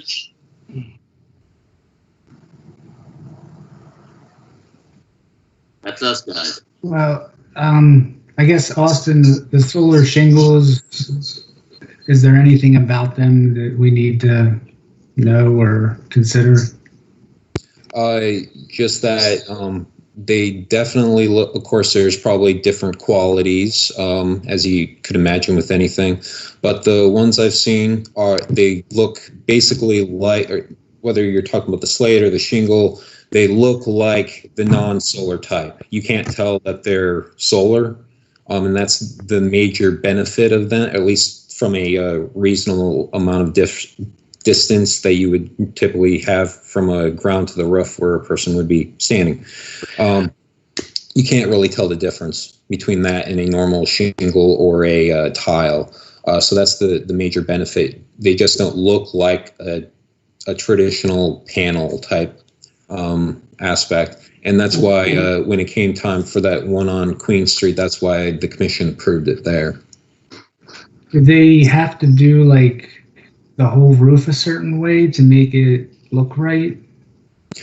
Really, at least from my understanding, is that the companies that make the solar panels also make not solar panels, but solar shingles and tiles, also make the non-solar type, so that'll look uniform over the entire roof, even where the solar aspect of the tiles and shingles aren't appropriate for the max amount of sunlight. So it makes it all look uniform, with still having the solar where you need it. So we wouldn't be allowing like different roof materials. They all have to be like matching. Yeah. We would have to approve the new roofing scheme if they go with the solar. Yeah, and staff can approve it. Yeah. You said there is an example right now that's in place? Yes, at 200 Queen Street. That was back under the old design guidelines, of course, about a year and a half ago. That was approved for the solar tiles. I've been by there. You can't tell the difference between a normal. The only difference that you can tell is if you're really far away and the sun is shining, there's a little bit more glint, but that's about it. It's really just but if you're looking at it direct on, you can probably only tell, the little lines for the solar if you're like 10 feet away. After that, you're completely, it looks like normal. And that style house wasn't like contemporary though. It was more traditional, I'm assuming. More traditional. Yeah. So like, I guess I'm just wondering on this house, I guess the shingle would look different because you'd want to pick something that looks more modern, and it would be the first time you guys would ever see and approve that, right? You can make if you wanted to see it in terms of the commission, you could include that as a condition that they come back to you with the solar tile or shingle if you're not exactly sure if staff should approve that. If you're kind of wary about it, that would be. Yeah. I'm just picturing like the solar tile looks like a slate roof, but this house isn't really like meant for a slate roof, If that's the, what the commission believes, that there may be other solar materials out there that may be more appropriate. In this case, I would definitely say you should condition it with future it going back to the commission for the solar roof if the applicant ends up wanting to do that. Okay. They may just decide, let's just stick with the metal, you never know. But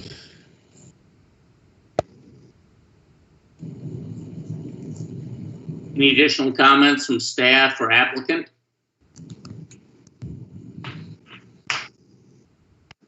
We'd be happy to work with you guys on finding the proper look.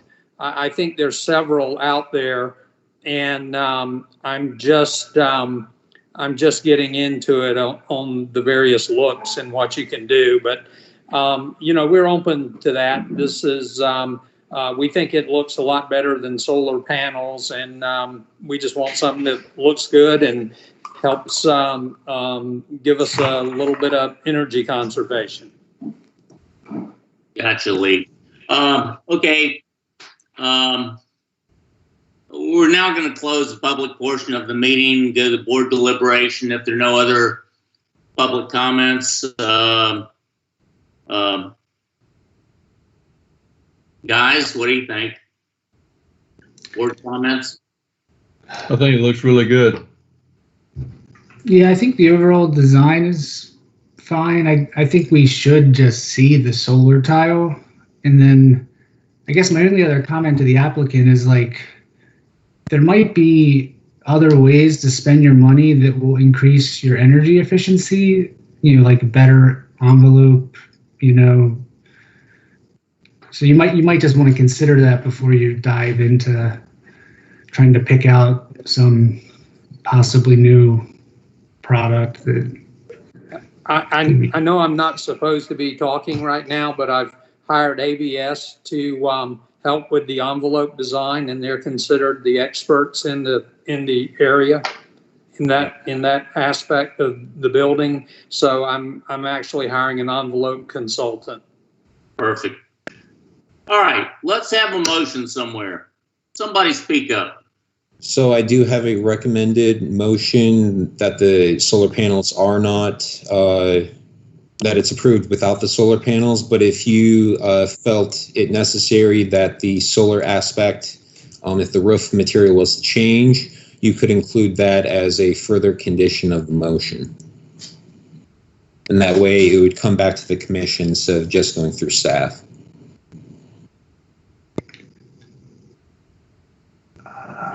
Crickets.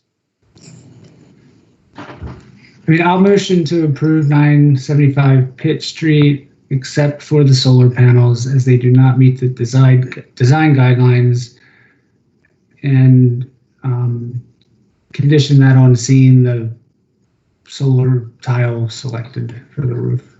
I second the motion. May we have a roll call?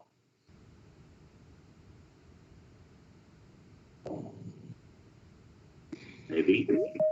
Yes, working on it. Sorry, typing again. You guys speak faster than I can type sometimes. I know that's hard to believe.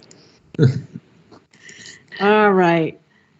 With Mr. Barber. Yes. Mr. Hackenberg. Yes. Mr. Gallagly. Approved. Mr. Crossland. Yes. Motion unanimously passed. Congratulations. Let there be construction. Okay, 234 Middle Street. All right, one you've also seen before through preliminary. Applicant is seeking final review for a new home, accessory garage, and a pool. Applicable ordinances are impervious lot coverage, accessory building limitations, BAR requirement, parking requirements. Applicable guidelines are foundations number 3 and number 8, wood exterior number 2 and 5, roofs number 11, porches and stoops number 7 and 9, new construction number 1 and 2, sidewalks, driveways, and streets number 3, 4, 8, and 9, site features number 1 and 3. So again, it did receive preliminary comment and demolition approval in March. The only comment at that time that has not been addressed fully was the location of the HVAC.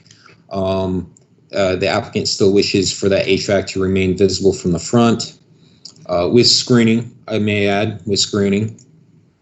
The project conforms with all the zoning code provisions. Just a note for the applicant mainly, the town engineer has informed staff that alterations may be required to the approved plans before construction, which may require the applicant to come back to the commission for alterations if needed for the drainage capabilities. Staff still contends that the HVAC area should be moved to the rear of the structure. I understand that they are not wanting it to move the HVAC to the rear due to just the placement doesn't work out for what they desire. And that would be more along the accordance with design guideline site features number 3. Staff recommends approval, but with staff approving the location of the HVAC to the rear of the home. So, excuse me. We've seen the site plan before. Obviously the home is being removed. So just getting quickly through what it looks like now, since that's not going to pertain much. So going into the foundation plan, then we have the first floor plan. Again, there's an accessory garage and a pool on the site proposed for the site. Then going to the second floor, then the roof plan, obviously a demolition plan, which the home goes. Then we go into the elevations. And I'll just note that this is the location of the HVAC. It would be proposed for screening, but the design guideline mentions that it should be in the rear unless not possible, and then it can be provided on the side. I'm taking note for some of the odder, smaller lots that are in the village where a home may be right up against the property line and you can't place an HVAC anywhere else. So here we have the elevations of the garage. Then we go to the doors and windows proposed, into the lighting, and then to the 3D renderings. And then this is a portion, I believe, of their drainage plan, but obviously we don't have purview over that. So if the applicant is ready, that concludes the staff report. Waiting in the lobby. Okay. Okay. Oh, I'm. The applicant, So, okay. if so, please state your name for the record, and you have 10 minutes.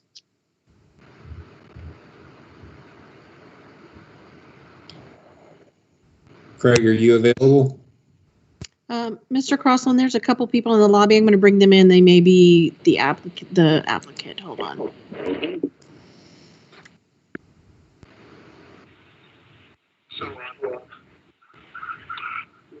Hello. Hello, is this Craig? Yeah, this is Craig Thomas. Can you hear me all? Yes, we can.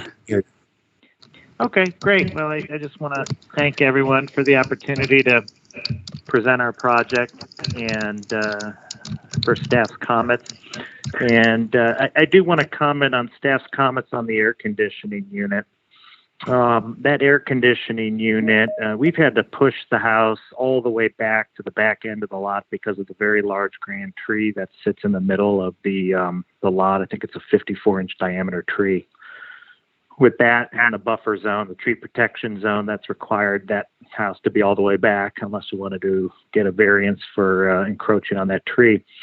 And so the area where we're putting the air conditioning, we're proposed to put the air conditioning unit is about 120 feet off of the road.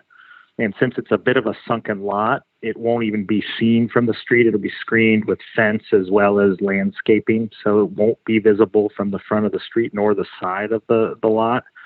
And there really is no place to put it behind the house. If you want to have kind of something that allows for even a sliver of a backyard, because the house is pushed all the way back. And so we'd ask for, I guess, an exception to that because it is not really possible either aesthetically or physically to have something back there and have a functioning sliver of a backyard.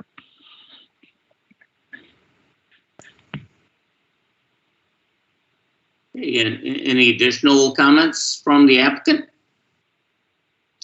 We appreciate your commentary. And are there members of the public that would like to speak on this item? I hear crickets. Hello, this is Lowell Gross at 833 Pitt Street. Okay. Hey, Lowell. Hi. Hope everyone is good. Yep. I'm sorry, can you give your name and address again for the record? Yeah, this is Lowell Gross at 833 Pitt Street. Thank you. Directly behind the lot. Again, I brought this up at the first meeting. It's the placement of the garage, 2 feet of fill, a pool, and the placement of the driveway, shifting it to the other side of the lot. It's 6 feet off of our property. that will cause severe issues with water. Again, we don't have a water plan that has been approved, but I don't see how they would put any kind of water removal system with it being only 6 feet off the lots. And again, it's the lowest point within that property and where all the water runs to.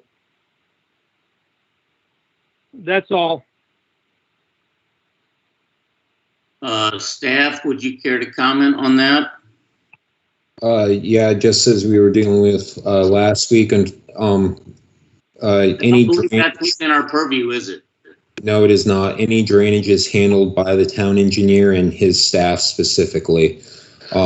So as I noted in the staff report, if there were required changes that the town engineer required for drainage, the applicant may be required to return to the commission for revisions. That may include pushing buildings around. I don't know exactly, but it would all pertain because the town engineer is, they are doing a drainage basin for this area. And a lot of these, like the one last week, like this one, and like our next item, they may be, there may be needed alterations based on that. Yeah, it's just very hard to see how you can make a decision in a vacuum without having all that information. And that should all be considered in one large thought process. You can't just say, okay, without the correct information, that placement might not be right. And I understand what you're saying. It has to go back to that board. But so I don't think this whole thing, the way it is now, the way it's being decided with these properties, that you can make decisions in a vacuum. That's all I have to say. Thank you. Lowell, we're not making a decision on any of the drainage issues because we really don't have any. We don't really have any oversight of that. So I mean, we're just opining on the design. Okay. Okay. Other people do those other things. Okay. So. Linda, were you just coming back into the meeting or did you have a comment? Just came back to the meeting, I dropped you again, so now I'm back in and I don't have a comment. Although I concur that we ought to involve the people with the stormwater in these events as well, because sometimes things get overlooked. Yes, I did have a comment. Okay, that's it. We'll see you in a minute. Okay. Any additional comments from the public? Mr. Crossland, we do not have anyone waiting in the lobby. Okay. Any questions of the applicant or follow-up questions to staff from the commission? Okay. Any final comments from staff? Yeah. Well, sorry, I was muted. I guess I was wondering, their hardship, angle is that the tree in the front is causing this. Was encroachment into that tree zone ever on the table, and has staff forced them into where the house is? That is one huge and magnificent tree. I believe it's, I forget if Craig can specify, it's about what, 52 inches? That's 52-inch tree. 52-inch so tree. We'd love to preserve it, and we really, in applying for this process, want to stay within all applicable zoning requirements, and we did not seek a variance, I guess, in the project. I guess, we can we could argue whether or not the air conditioning is a variance or not. We wanted to preserve the tree. It's lovely. Push comes to shove, we may have to chop it down if the engineers and the drainage decide that we have to push the house forward, and then we'll deal. We'll swim that river when we get to that bridge. But our goal is to preserve the tree. We love it. Yeah, I agree with that. I guess my question was would moving the house a tiny marginal amount give you a spot to put the HVAC behind the house? It's not that big of a thing. Yeah, I don't know. I don't understand how roots grow. So, I guess Eddie could comment on that. But Because it's a huge tree with a huge root zone. Yeah. I mean, we've let other things encroach. I recall from reading one of the responses to the staff indications that there's a bump out for the bathroom, and essentially this would be on the side if it were not for the bump out for the bathroom. That's correct. It essentially is on the side of the house. Yeah. Which is, quite common. That's the way many houses have that are new construction have it designated, and I didn't find that all that objectionable, frankly. I mean, mine's on the side. I built 5 years ago.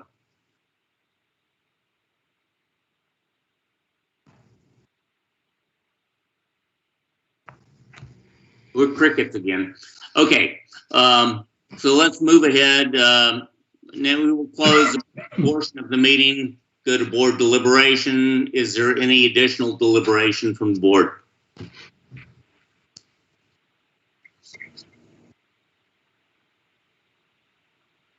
Okay, I would recommend that we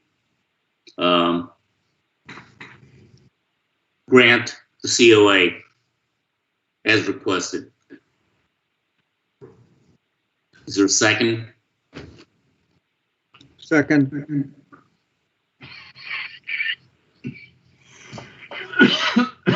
Roll call. Mr. Gallagher? Yes. Mr. Hackenberg? Yes.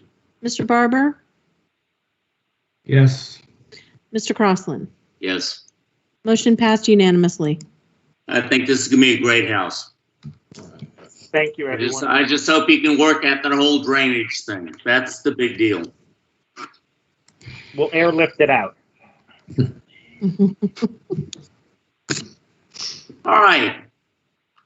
For our final member of the evening, 827 5th Street. All right, so applicable ordinances are impervious lot coverage, yard requirements, accessory buildings, limitations, BAR requirements, historic buildings, parking requirements. I won't bother to go through all the applicable guidelines. Let's move on through. Again, the same note as before, this may be subject to change per the town engineer. It meets all the zoning ordinances. The proposal would remove many of the non-historic additions and alterations that have been conducted over the home in years, while restoring many of the elements, and such as moving windows back where they should be and putting doors back where they were. The applicant asked for a left side setback to be reduced from 10 feet to 4 feet per yard requirements. Again, you need the precedent. They've noted that 833 Pitt Street, which is a neighboring property, is even less. I believe the setback for that home is about 2 feet. The existing front setback can also be reduced. And this is just, kind of paperwork right here. Because they're improving the home beyond 50% of the reasonable replacement value, technically the setback has to be reduced. You have to declare that setback is conforming due to historic buildings. So that's just a paperwork, basically. The application appears to meet the design guidelines. The home does not. The home does need to be raised to meet FEMA flood standards. I believe a couple of feet. The existing brick foundation is not original to the home, so it will be replaced with a more appropriate foundation. Plans do not show where the HVAC or pool equipment placement, but staff can work with the applicant and improve that location. Staff recommends approval for the renovation, contingent upon a post-built survey to make sure that they're under the 40% because they are right under it rather. And along with along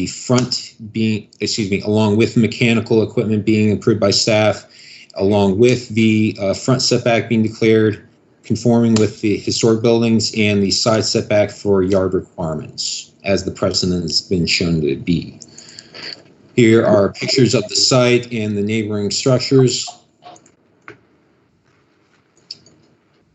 The current survey of the site. And you can see the non-historic portions of the home that would be removed. The front porch, there was likely at least a stoop or a smaller porch on it one time, but the current porch that's there was added, I believe, in the 70s or something like that. And you can even see where the original door placement was, but then it was moved off to the side. So it was originally here, and you can see that cutout where it was. And you can see that that porch was definitely not there, or else this wouldn't have been done to that window. So the shed in the rear of the home, again, will go.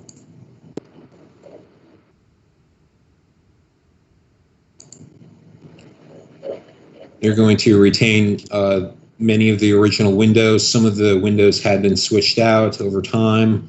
A couple of them were non-historic windows, but there's other historic windows here and there. It's kind of a hodgepodge type of what happened to it. Here's the site plan as proposed, new pool, new shed, additions off the rear, and the 3D model.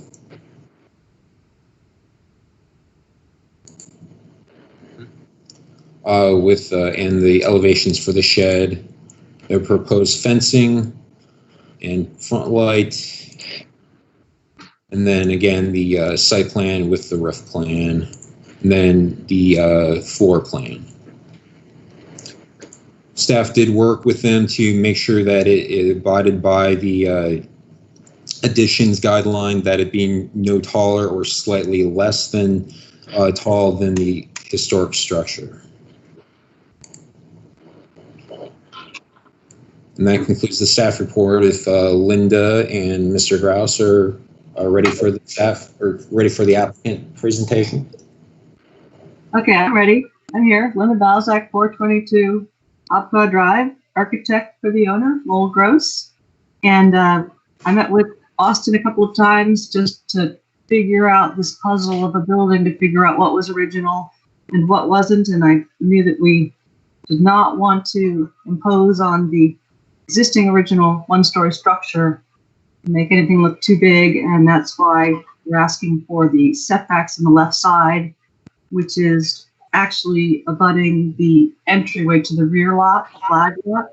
So I think the model shows it best. It's my best effort. I haven't done one in 30 years, but I was just trying to really get a feel for just letting the original jewel that we have there stand out and show that there were connector pieces, and that you could definitely, if you chose to in the future, take the additions off, but who would? And I think that's all I have to say, unless y'all have some questions for me. It's kind of the end of the night. It is. It is. Last call. Any additional comments from the applicant? Okay. Any members of the public that would like to speak on this item? I hear crickets. We do not have anyone in the lobby. Anyone in the queue, Lynette? We do not. Okay. Any questions of the applicant or follow-up questions to staff from the commission or of us?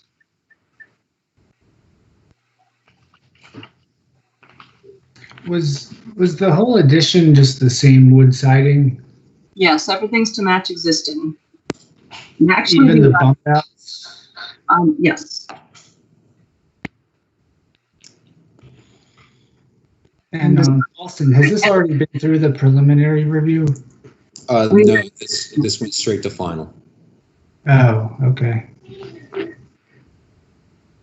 And we did determine on site that the original siding was sandblasted. That's what they used to do in the old days, just to get rid of the flaking paint, so there's kind of a rough texture to it. Yeah. And it would be smooth, so it will go back to what it was originally, and we're not going to be sandblasting it. Yeah, I mean, I like the design. My only comment was I felt like the bump outs kind of don't feel right, but I mean, this is final review, so. Okay, any final comments from staff or applicant? Well, I just want to say that the bump outs happened. What we're supposed to do, according to the guidelines, is make sure there's some kind of a connector piece to ensure that you're still connected, but it looks like the original unit was separate. And the bump outs are specifically in the structure to just break down the massing a little bit more and just to make it separate from the original house without doing something modern to do that. All right, we'll now close the public portion of the meeting, go to board deliberation. Any comments from the board? I have a comment. I think it looks terrific. I really think this is a lovely design, Lowell, and I think it'll be a beautiful home. Any other? Thank you. I don't hear anything. Okay. Not even crickets? Do we have a motion? This is our last thing of the evening. Do we have a motion? Come on, Gene, step up. There is a suggested motion before you, taking into account making sure that there's a post-built survey and that staff can go ahead and improve the HVAC and pool equipment location, and that the historic buildings and yard requirement provisions are met. So, yeah. Hey, Austin, is this part of that drainage basin that's being studied or not? yes, it's part of the same. That's what staff's note was at the beginning from the town engineer. Just okay. That's really for the benefit of the applicant. Just make sure that they're fully aware that the town engineer may require alterations based upon drainage, but obviously that's out of the commission's purview. Got it. All right, I'll make a motion to approve 827 5th Street with condition of a post-built survey to ensure impervious lot coverage compliance and staff approval for the location of the HVAC system. The front setback is conforming per the provisions of the historic buildings and the side setback encroachment, or there is a precedent per yard requirement. A second. Thank you. Maybe we have a roll call. I'm sorry, who seconded? Jean. Thank you. All right. Mr. Barber. Approve. Mr. Hackenberg. Approved. Mr. Gallagly. Approve. Mr. Crossland. Approve. Motion passed. Right. So let me just go quickly. All the staff approvals are the items that move to staff approval. And if there's some very minute issues, I'll work with the applicants to make sure that they get to something that staff can approve, just in case fencing here or whatever. So we'll make sure that it's all done accordingly. And so your last item is for adjournment. Well, I would just like to thank you for taking so much of the burden off of us for identifying these staff approvals as things that would not further create long evenings. So thank you, Austin. Appreciate that. And we are now adjourned. All right. All right. Good night. Have a good night. Adios, amigos. Get out of here.